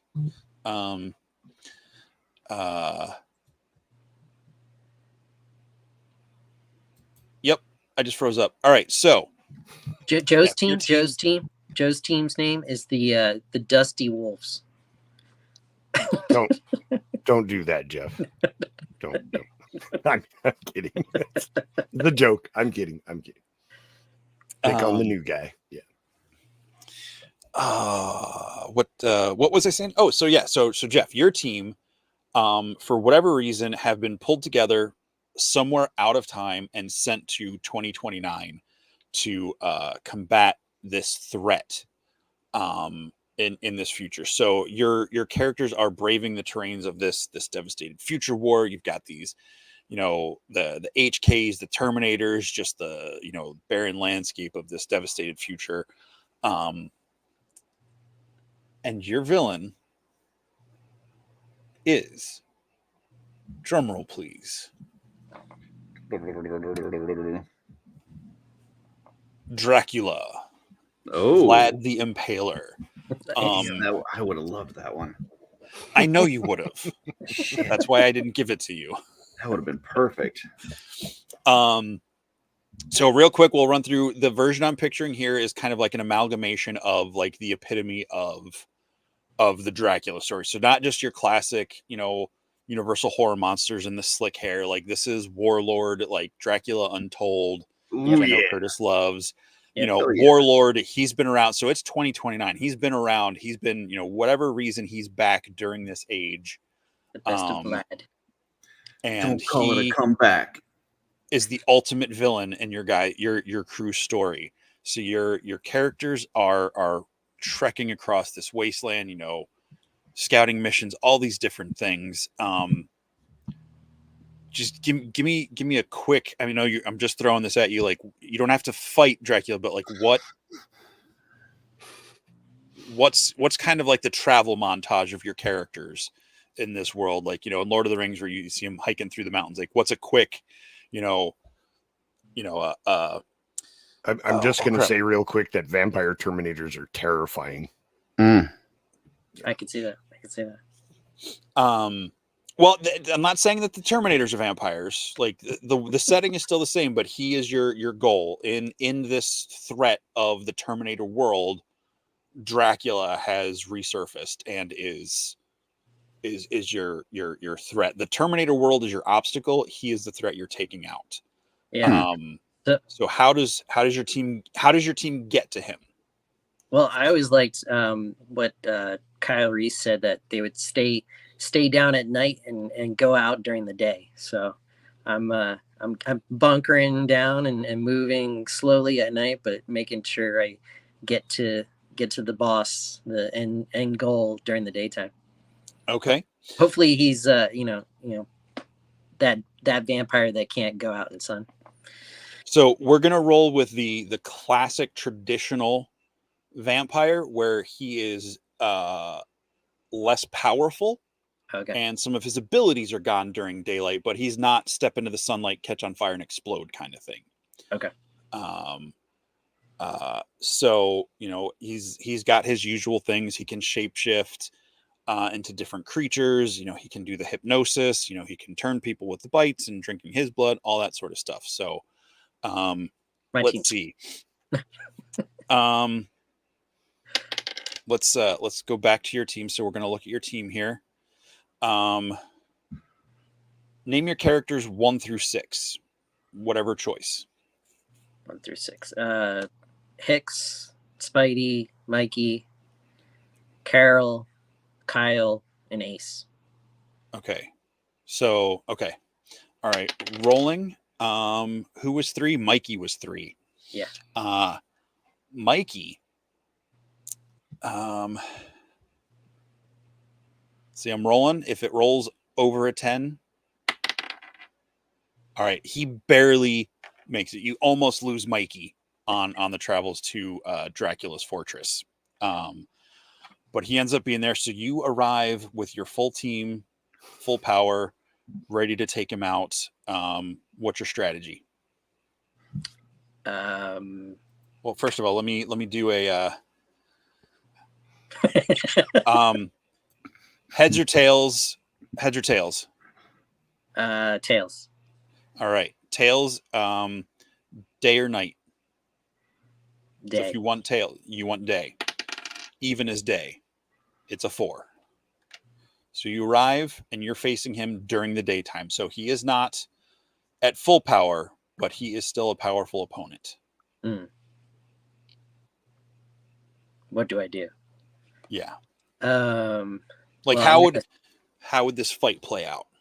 Well, I'm gonna use my aerial team, I guess you could say. So Kyle, Carol, and Ace go in and just work from the air, and Hicks, Mikey, and Spidey are creeping in from below, and they meet in the pincer movement. Okay. Because you named him last in your aerial support, Kyle, he gets taken out. Not necessarily dead, but he gets decommissioned during the fight in his aerial attack. So Carol and Ace get to land their strikes. The other guys move in. They're fighting. Let's see. Who would you think has named 2 characters the finishing blow? And what would it be? 2 characters finishing blow, and what would it be? Name. Well, pick 2 characters. Mikey and Spidey. Mikey and Spidey, the ones that get in, they're the ones that are going to get the job done. Okay. Spidey gets the killing blow. What does he do? He uses the symbiote to its full capability. Blades, spiky stuff, going for that heart. Okay. All right. So you guys, your team emerges victorious. Kyle, he's pretty banged up, but you're pretty sure if you get him back to base, you can get him healed up. But now Dracula has been vanquished by Spidey, giving in fully to the symbiote powers, that enhances that anger and that rage that he has. And Spidey might be a different man if he gets back to his life before this. So, all right, that was kind of fun. That was very good. Nice. All right. Good luck, everyone. Good luck. Mm-hmm. Curtis, odds or even? Odd. Odd. All right. It is odd. So you get to go. You can choose to go next or go last. I'll go. You go. All right. So we are moving back to the world of Westeros during the age of House of the Dragon. So there's a lot of dragons flying around here. Mm-hmm. Targaryens are numerous. War is about ready to break out. Curtis's team, the lovable assholes, Mm-hmm. being led by Dean Winchester, are set on a mission. And I maybe gave you the wrong villain, but I'm going to hope you know how to handle this guy. You're going up against Ozymandias from The Watchmen. Ooh. Are you familiar with him at all? Somewhat. I've watched and read I've read the book and watched it. Okay. But didn't he use the other guy, the Manhattan or whatever, to really like? What was it? He could. So he like? I'll give you his. I'll give you a rundown of his skills and abilities. So he's been deemed the smartest man in the world. Right.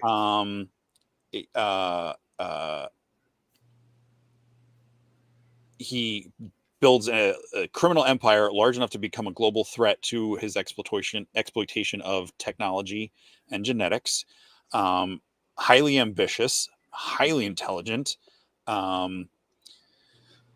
His whole goal was to move Earth into a utopia. He's shown to be ruthless and a master strategist, swiftly eliminating anyone who dares get in his way of his plans, and his secrecy. He possesses a photographic memory. He's depicted as the pinnacle of human physical ability to the point of being able to reflexively catch a bullet, though he himself was surprised he was able to do so. He's almost superhuman in unarmed combat, who defeats easily both Rorschach and Night Owl from his homeworld. And his only defeat came early in his career at the hands of the comedian. So he doesn't have any true superhuman abilities. He is just very fast, very defined, very intelligent. So he's like a master strategist. He probably knows what your team is doing before they get to his fortress. So how does your team travel across Westeros? Have they pissed off the Targaryens? Have they pissed off the High Towers? Or what's their maneuvering through to get to his domain? I mean, I'm going to think that he's basically taking over the Red Keep. Okay. Like he understands like he's not super powered, and we've got some super powered folks on this team. If he knows that we're coming for him, he's going to want to protect himself. He's not going to just be by himself. So I think we're going to have to fight our way in. I think first of all, Dean's leadership and kind of studying ability would probably, help him to kind of craft a plan on how they're going to attack. They're not going to be able to just sneak in and get right to him. I think they're going to have to fight their way through, but maybe there's a way to kind of limit, or funnel the folks through that they're going to fight so that they're not, being surrounded by all sides. So I think, first they're going to have to get close enough to, get into the castle. I think they're going to have to use Dean's knowledge to, try to craft a plan. When they're inside, I think there's going to be a lot of, hand-to-hand combat. There's going to be folks there with, crossbows and swords and whatnot. So, that's where I think Casey and probably Hannibal King will shine a little bit in the hand-to-hand, saving the big guys for when we actually get to the boss. Okay. Quick. Yeah, go ahead. Go ahead. Run down your characters in a 1 to 6 order. Well, I've got them already in here. So do you want me to just tell you? I can pull it up. So, okay. Let me get to that. Yeah, it was 1 Dean, 2 Lobo, 3 Iron Man, 4 Casey Jones, 5 Hancock, 6 Hannibal King. Okay. Just so we have that, I'm rolling dice. Mhm. Number 1 is Dean. So Dean, Ozymandias knows he's up against another person who is pretty smart. Mhm. And he does something that has no effect. Dean plays it for a decoy. He smelled the iocane powder in his drink or whatever it was because he just rolled a 17. So he Okay. survives. He lets him Ozzy think that he got taken out, and he's able to formulate this plan where maybe there's a distraction out. The big guys do a distraction while the other guys get through and clear the way, and they come in. Is your whole crew going up against him in the end, or is it just a couple? I think that Dean, Hannibal King, and Casey Jones are making their way through the grounds around the castle, fighting just the soldiers and whatnot as a distraction, so that they end up going that way, and then the 3 guys that can fly, Lobo on his Space Hog, and then Iron Man and Hancock can basically make their way directly to the boss. And they're the 3 superpowered ones that can kind of team up on him and corner him and basically just wipe him out because they're much more powerful than he is. All right. So you said who were the 3? The Dean, Hannibal King, and Casey Jones are down on the ground level. The other 3, Lobo, Iron Man, and Hancock, are up in the, going after the boss. All right. Hancock, he survives, but he gets Ozzy was probably most worried about him as far as physical confrontation. So he had some maneuvers, some things planned, and he was able to disable him during the fight, not kill him, just disable him to the final fight. He took his girlfriend and turned her into a bullet. That's he had what a girlfriend. He had Charlize Theron up in the Red Keep, which we didn't know. Sure. Yeah. Yep. So it comes down to Iron Man and Lobo doing the final fight.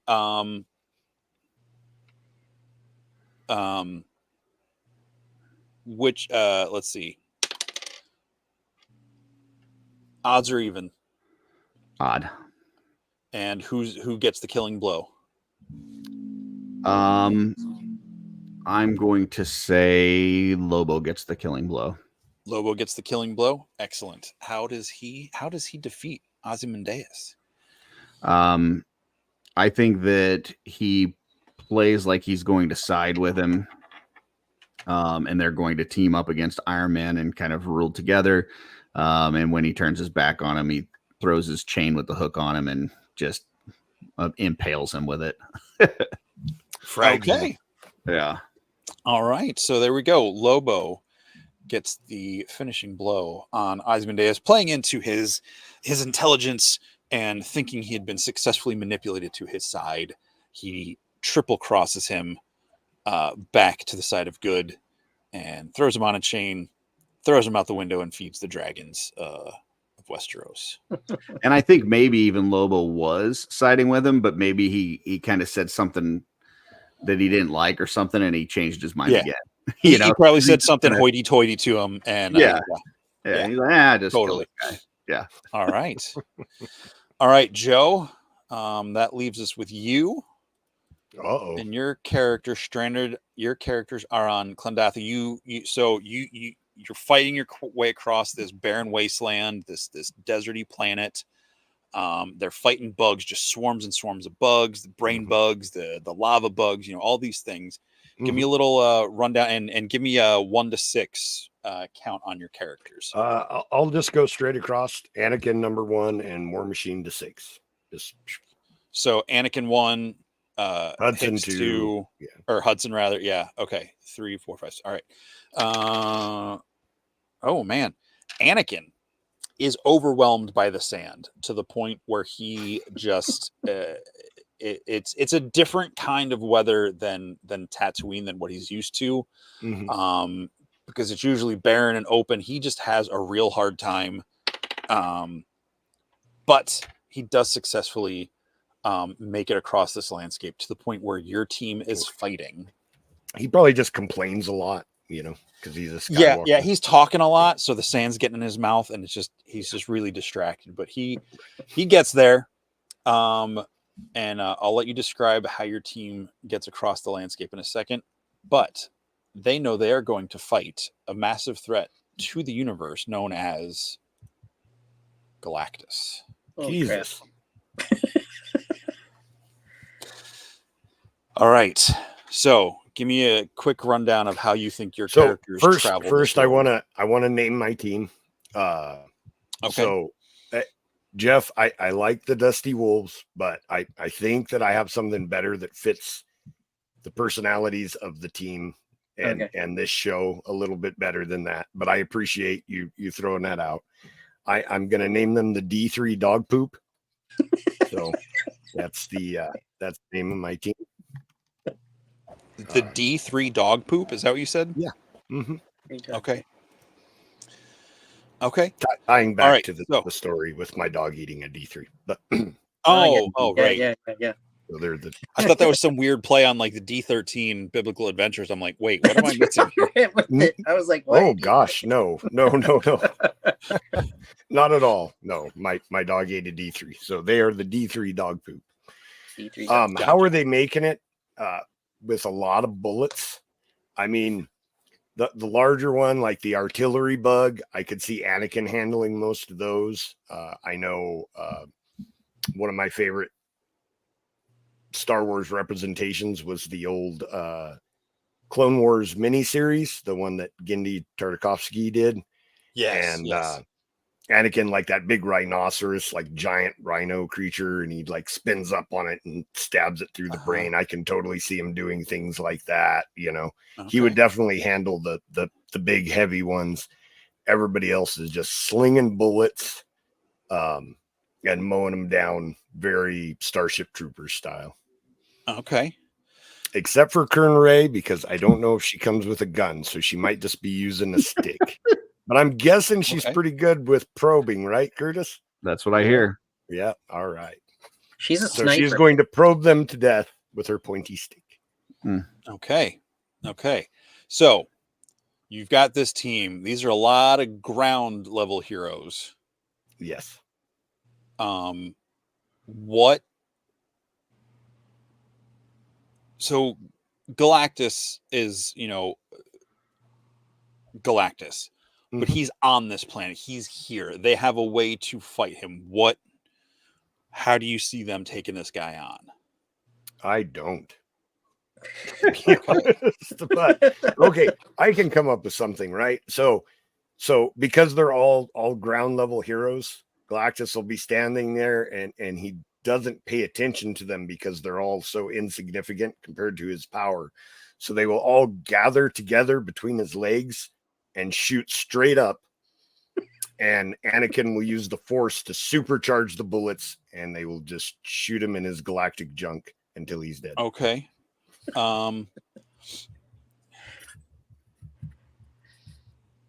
Except for Kern Ray. She'll probe him with her pointy stick. War Machine can fly, can he? He doesn't want to. It's freaking Galactus, man. Yeah. He's hiding under a rock. How did I do this? So we're going the 1 through 6 again here, the same order, and that's a 3. So that's Mad Max. Oh, sorry, Mad Max gets taken out. He's heroically charging in, and Galactus steps on him because he's not paying attention and he's enormous. Well, if you want to make it that, yeah. He unfortunately only rolled a 6 for survival, so he had to get better than a 10.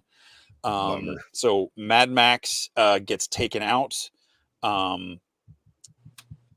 Who are the 2 characters you see being the ones to deliver the killing blow, the defeating blow on him? I would think the 2 most powerful characters are Anakin and War Machine. So I think that they could probably dish out like the most damage. All right.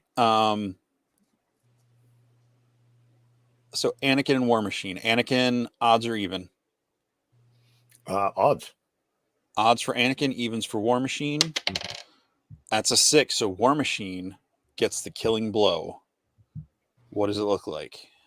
So Galactus gets distracted when he's blasted in his orbiting moons and lets out a War Machine takes advantage of that and flies in his mouth down to his gullet and then just fires off everything that he's got in every direction. And the guy blows up. Galactus like Big Trouble in Little China, that guy, and pops. Okay.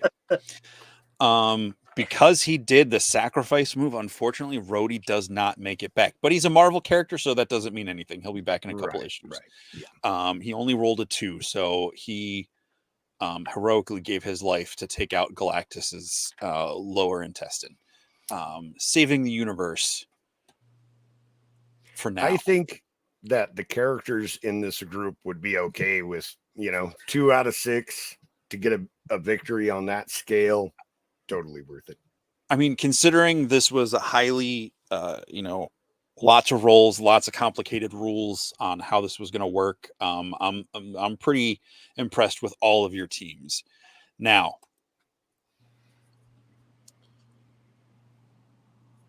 you each get to trade for another villain with your team. We'll start with who went first? Jeff went first. So we'll go Jeff, Curtis, Joe again. Which villain do you see? We're not going to go through the whole thing, but which villain of those 3 do you see your team having a better chance at taking down? Or are you going to stay with Dracula?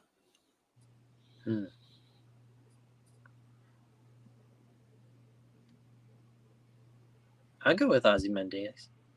Ozymandias? Okay. Yeah. And would you stay on Future Earth, or would you go to one of the other locations? I'm going to go to Klendathu.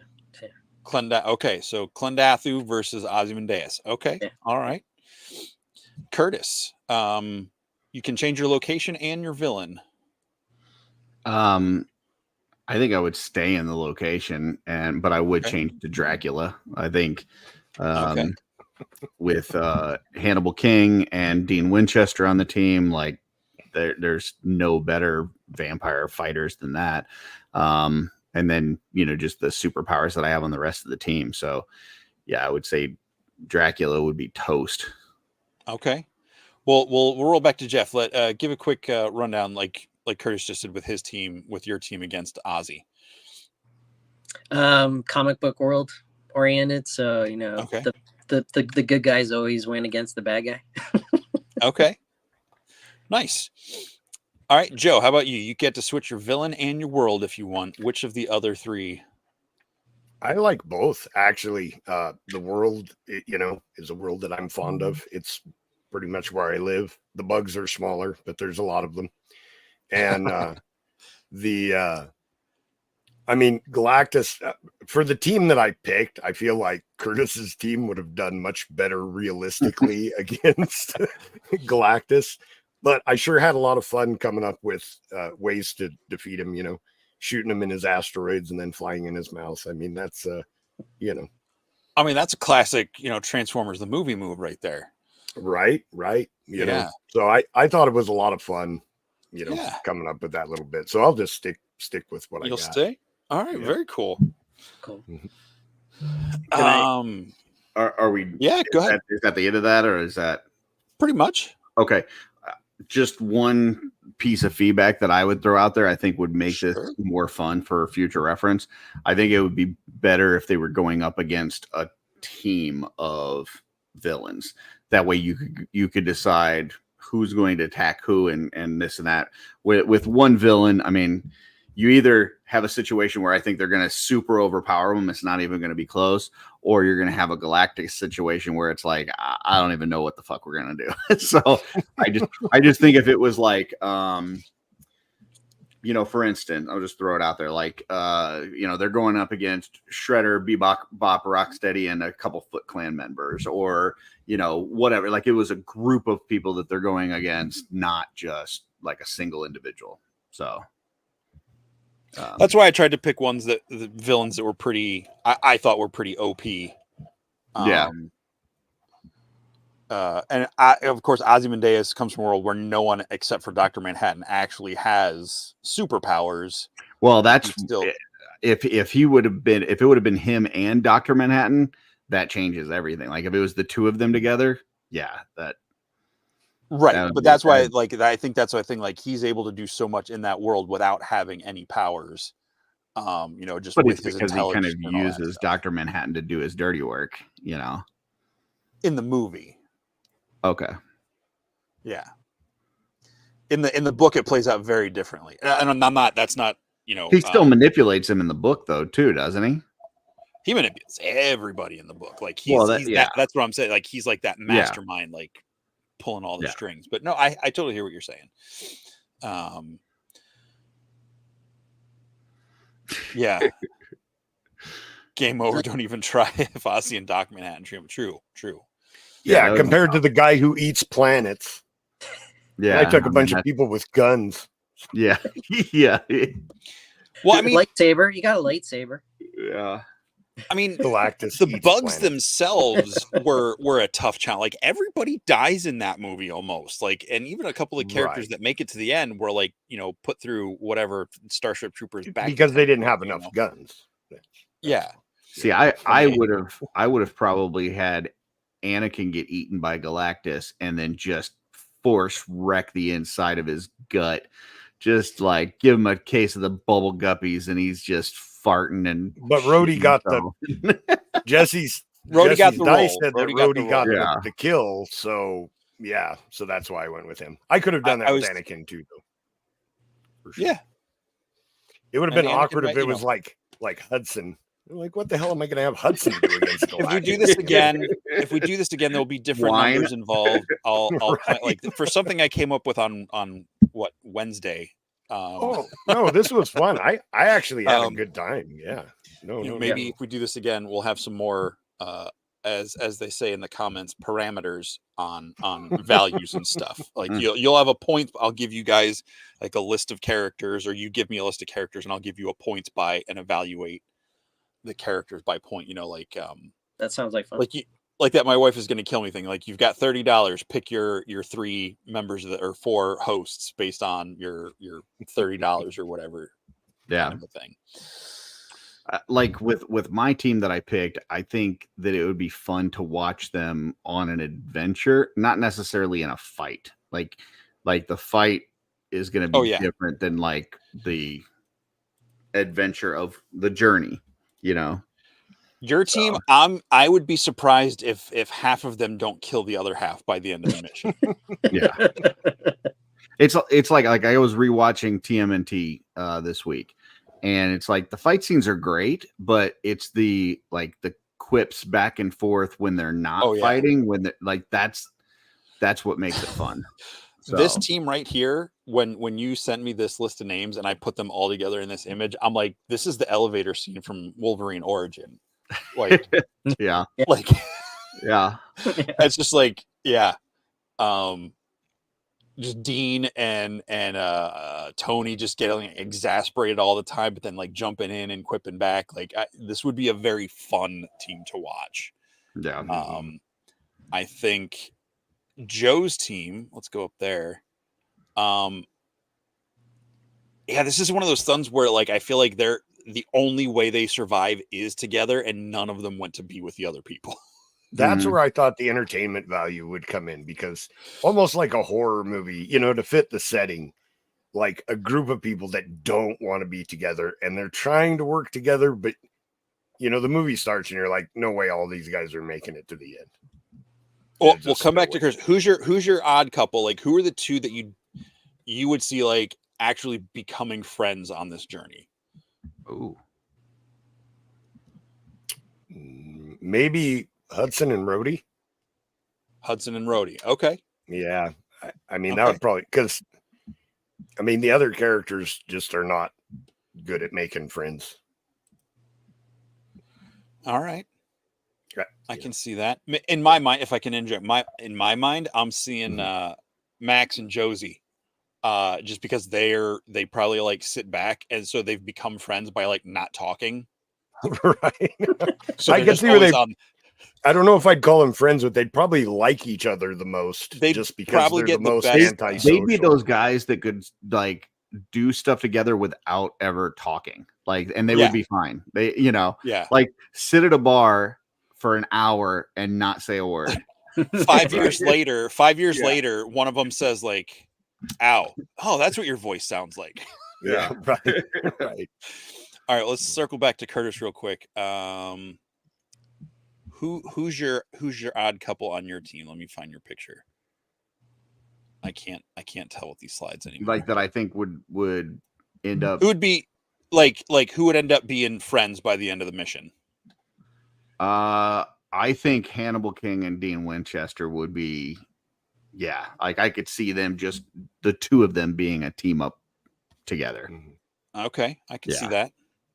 I don't think it would, and it would be a lot of back and forth, giving each other shit all the time.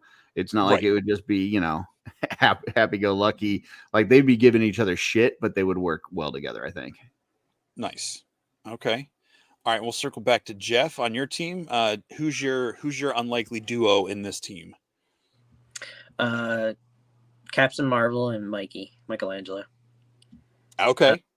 Because I could see Hicks and Ace, you know, meeting up because they're military, and then Kyle and Spidey because they're, you know, sort of the same age, same type of ability, or not abilities, but backgrounds and stuff like that. So the oddness of Carol with Mikey would be my odd couple. All right, cool. I like it. Excellent. All right, and that's Destination Unknown. Unknown. Unconed.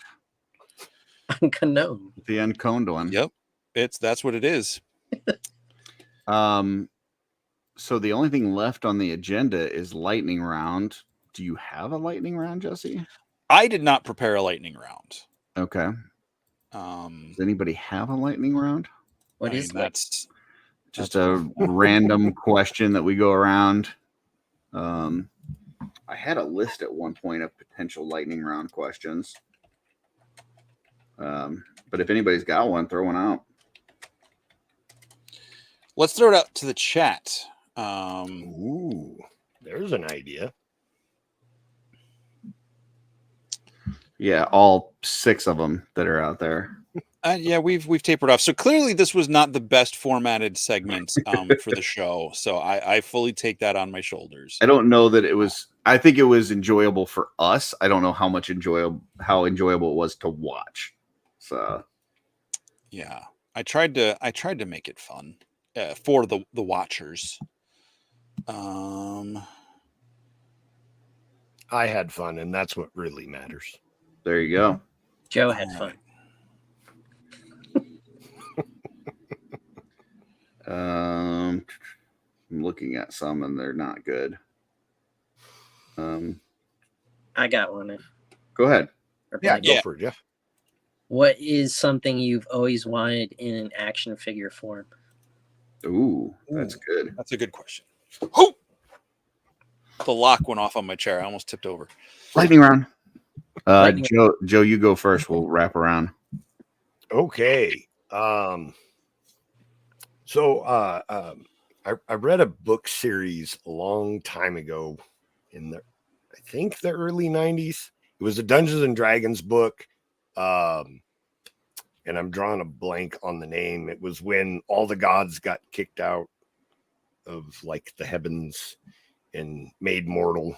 It was, I can't remember, but there's a lot of really cool D&D avatars in that. Mask jumps to mind.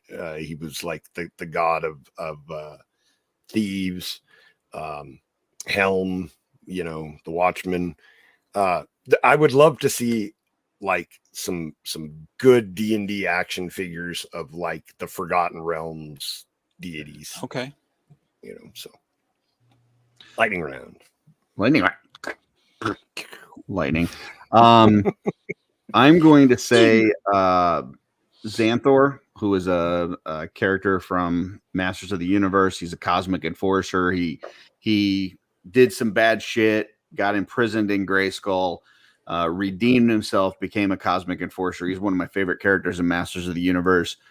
But even though we've had, umpteen million Masters of the Universe line, we've never had him in a character form. So I would love to get him. We did just recently see him in Revolution, Masters Revolution. So maybe there's hope for him. But as of yet, we have not. And I would absolutely love that. What was he originally from? Like the mini comic or comic book? Filmation series. He's in Filmation. Yeah, he tried to steal the golden disc of knowledge, and he was imprisoned for it. And anyway, he ends up stopping Skeletor from getting them, and based on him redeeming himself, Zodak makes him a cosmic enforcer. So it's right. Really cool story, really good redemption tale. Yeah. Cool. Lightning round. I am stumped. I'm trying to think of all the different properties. I would like the first thing that's really landing for me that hasn't been done, at least not to the point I've ever seen, like fully articulated figures. Something in kind of a, Four Horsemen Super 7 style design, is the Battle Chasers, the comic book series. It's kind of like a fantasy world. There's this little girl, Gully. She finds these like massive gloves that give her like powers. And there's like this big, like mechanical golem character and this like wizard guy that kind of works with the golem. And there's the swordsman. I think his name was Garrison. Kind of got like a, he always gave me like a kind of Tom Cruise, like heroic vibe, but like more He-Man like he had like more buff, and some other characters and stuff. I think that would be a fun version of some toys. Cause just they have all different like sizes and scales, they wouldn't all just be like, like Marvel Legends are all kind of very similar bucks. I mean, there's variety there, but you'd have a lot of different builds to them and stuff, kind of cartoony look. So I think, I'll go with Battle Chasers. All right. Okay. Cool. Jeff? I thought I stumped myself. I thought I stumped myself, but luckily Jesse brought me back in the way he talked about his thing. So I'm gonna go with Netflix's Lost in Space. Their designs of Robbie the robot was crazy because it looked like the old style Robbie, but then he opens up and he's got 4 limbs and everything like that. And so other than that, like the in relationship to that, one of my favorite movies in the 2000s, Red Planet, there was with Val Kilmer and Carrie Ann Moss and some other people. There was a robot on there that had it had 4 limbs and it could change directions and it had a 1 eye and stuff like that. So I'd love a toy of either one of those. Very cool. Right on. All right, I got one for us. Okay. It's a hot day. We've all been kind of experiencing those lately. And you're going to go into a cold pool. Do you slowly go into the pool or you jump in? Start with Jesse and work our way around. It's a hot day. Hot day. You're sweating. It's cannon frickin' ball, baby. Okay. Jeff? I'm jumping straight in. Feet first. Okay. Joe? I'm walking in slowly just to assert my dominance over everybody else that's in the pool. I'm just like, oh, I can take it. Yeah. I am my typical go-to move is walk in slowly until I get past the nether regions. Once that is slowly made its way in, then dive in and, get the rest. So, but you got to take that, you got to go slow up until that point. Like, yeah. Not if it's a hot day, man. Yeah. The sweat has a nice barrier, so it just it covers. You don't want to shock your nether regions. So you gotta take it slow till then, and then yeah. I mean, if it's like May or September, sure, but all right, June, July, August. How about and this is the last one, third lightning round question. Favorite rainy day activities? You can list one or two. Jesse. Me? No. I just went first last time. Well, you're next to me. Okay, we'll go around the other way. We'll go Joe. Okay. All right. So I'm gonna add on to mine a little bit, a cold rainy day. Okay. Right. What I love to do, because I have a wood stove in my house. Mhm. On a cold rainy day, get that wood stove going. Ooh. Chair in front of it with a hot cup of coffee. Sounds so nice. Sometimes not even do anything. Sometimes I can just sit there and watch the flames crackle, but yeah, look at my phone, watch TV, but just sitting in front of the fire when it's real cold and damp with a hot cup of coffee, maybe take a lesson from Curtis, a shawl, over my shoulders, keep me nice and warm. Glorious. Just real cozy. Yeah. Okay. I like it. Jeff? I miss cold rainy days, being in Florida for the last 3-4 years. So I'm in a hot rainy day, and I'm staying inside in a nice cool house, in front of a nice big screen TV, good sound system, watching movies, and building Lego or popping and swapping figures. Nice. Okay. All right. Jeff? On a cold rainy day, I'm going to be much like Joe, except I don't have a furnace. I'm going to get some nice blankets. I'm going to get my hoodie on. I'm going to get, comfy on the couch, and either, open up the windows, not like the shutter. I have shutters, not blinds. So I'm going to open up the shutter so I can see the rain and just really hear it. And, either watch like some sort of Never Ending Story, Day After Tomorrow, or something fantasy like that, or really get into writing or something. If it's a hot summer rainy day, and someone else didn't own the house, I would go back to my parents' house a couple miles from here and sit out on the front porch that overlooked the road and the woods and the hills, and just I loved watching the thunderstorms roll in the summertime from that porch, because it was big wide porch. We had a porch swing, I just go sit out on that and just that smell of that fresh, hot petrichor in the spring and summer rains was always nice. The ozone. I'm going to say it's dark, gloomy, rainy. Don't want to go outside. I think we maybe order something in, and then the family kind of hangs around and plays board games or something just as a family, just kind of hang out inside and spend time together. I think would be fun. So I think it's kind of funny though. You're like, ooh, I'm not going outside.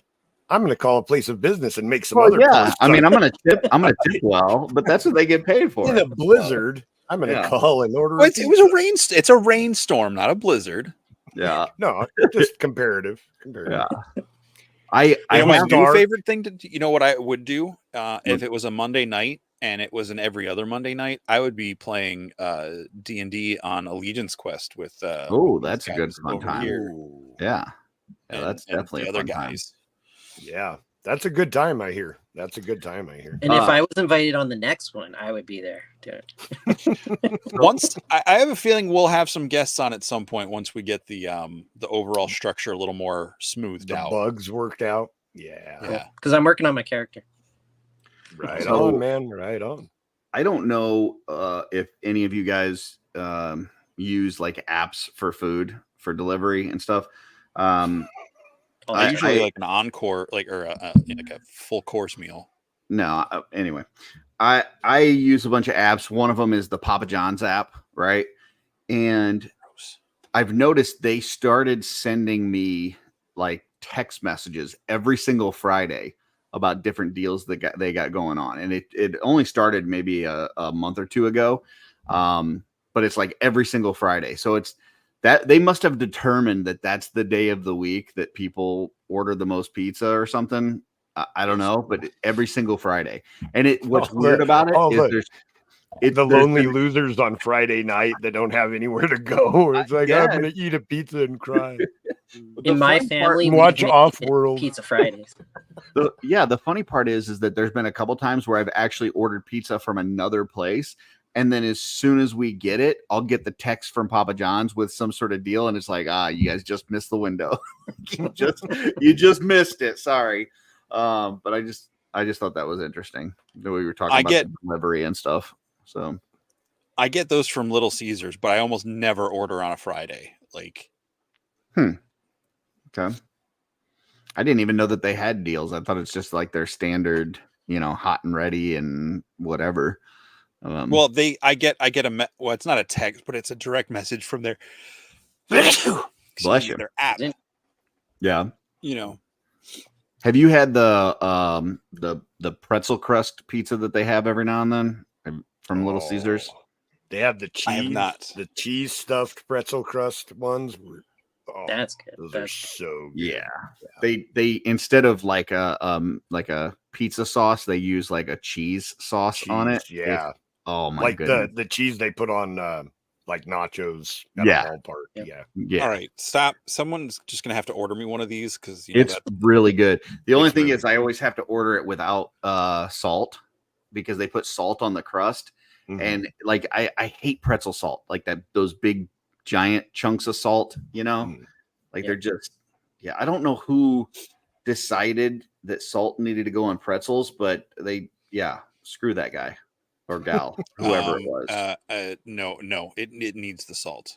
Not those big giant chunks. I like the chunky they put the shit on that you put on your driveway to melt the snow. Like, I don't need that on my pretzel. No rock salt. Give me that. I don't need a ton of it. I don't need it. I don't need it like, I'm going to use this as, a diamond encrusted saw blade to cut through my mouth, but some. Okay. All right. Some. Well, folks, I think that is a show. Unless Jesse had any other memes he wants to throw up before we leave. Anything else? Yeah. That's me when Dooch says he's not going to make it, or anybody says they're not going to make it on a Friday. Oh yeah. Or if I have to do the promo pick. Yeah. So, which next week, folks, is going to be a 2.0 episode. Stay tuned for that. I'm sure the other guys will have that all figured out. I'll throw up a generic slide in the meantime as a placeholder. But since I'm at D&D, I think there's a chance we might not play. I may or may not be here, at least for all or part of it. So with that said, let's go around the horn. Joe, any other shows that you got this weekend or whatever going on? Yeah. I'm not traveling this weekend, so I will be on Ostradamus Toys YouTube channel, aka Joe Gonzalez Live, aka Joe G Live, tomorrow afternoon for the clubhouse. So always a good time, just random people coming in. Well, not really random, but a lot of different people that we know come in. Right. I mean, we're pretty random. Talk That's about. True. Okay. Talk about. I don't know. You guys are super predictable, to be honest. Let's not get crazy. Yeah. So. All right. That's it. Okay. And check out. We've already mentioned a couple times, but check out Legion's Quest on your. There's now two episodes up there, and is on YouTube. So it's a great time. I think a lot of fun. These guys are killing it. I've been DMing games for a very long time, and these guys have some party cohesion as far as playing off of each other and things like that. So I definitely I'm starting to feel more comfortable with it, but I still feel like you know, like when like a baby horse is born, and it's got like those knock knees and it's trying to stand up. Like that's how I feel playing D&D right now. So Because of the rules. just the whole like figuring out how to be in character, the rules, the you know how to progress the story, like just all of it. It's just very. I'm not used to it, so I will get used to it, and I'm getting more comfortable with it. But right now, I do feel like that newborn horse that is just looks awkward as shit. So I don't think anybody notices. You're mostly just quiet when you're not sure what to do. Yeah, that so that it's not like you stand out a lot for doing that. But I mean, this is your first time playing a role-playing game, so it takes some time to I'll get there. It's just get comfortable with it. But I like to say the number one rule in D&D is to have fun. So as long as you're having fun, it's all good. It's okay to make mistakes. It's okay to not know rules. Just it's weird. I have a chat with the other guys and they said the number one rule is to not like your DM. That's what they've told me. I did not. I'm new to all this, but that's what I've been told. So I think that's just default. Piss off the DM. I'm gonna do my best to make you not like me. But that's my part. Yeah. Because if you get your DM really mad, he's gonna roll some dice and that is a lot of damage. That's true. Also, that is my default. I don't need to be mad to do a lot of damage. I think you guys can witness to that. So, gotcha. Jeff, you want to tell the folks where they can find you? I'm I guess single host of Cosmic Contact and the Cosmic Legions Cabal. My IG handle is up on the screen. My YouTube channel is slowly building.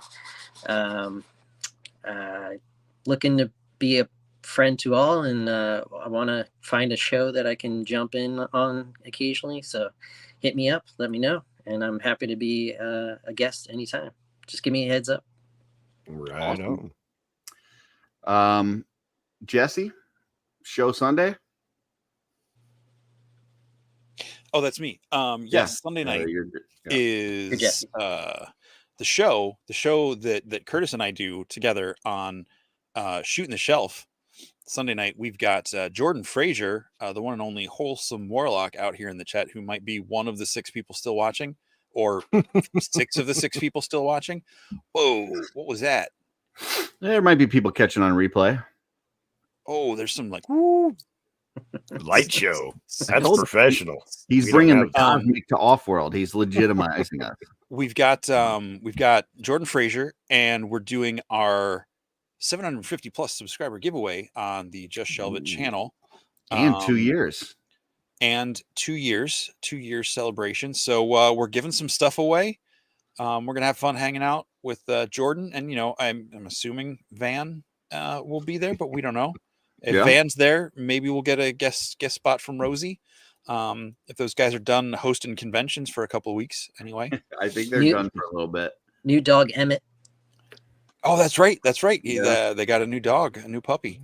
Yeah. So, that's Sunday night. And let's see, we got Wednesday one shot. Curtis and I just did. What did we have this week? I think we had I Am Legend this week. I Am Legend this week. There'll be a new one dropping for members of the channel late Sunday night, early Monday morning, with me and Billy talking about a show. And then I guess Jeff and Curtis just did one tonight. So that'll be up next week. Nice. We did. Also, tomorrow I'll be backstage Purple Gang Live. Check that out on their YouTube channel, Purple Gang. They will have Kent Pool Collects, and I'm sure there will be a lot of videos and songs and funniness and unpredictability. So tune in for that.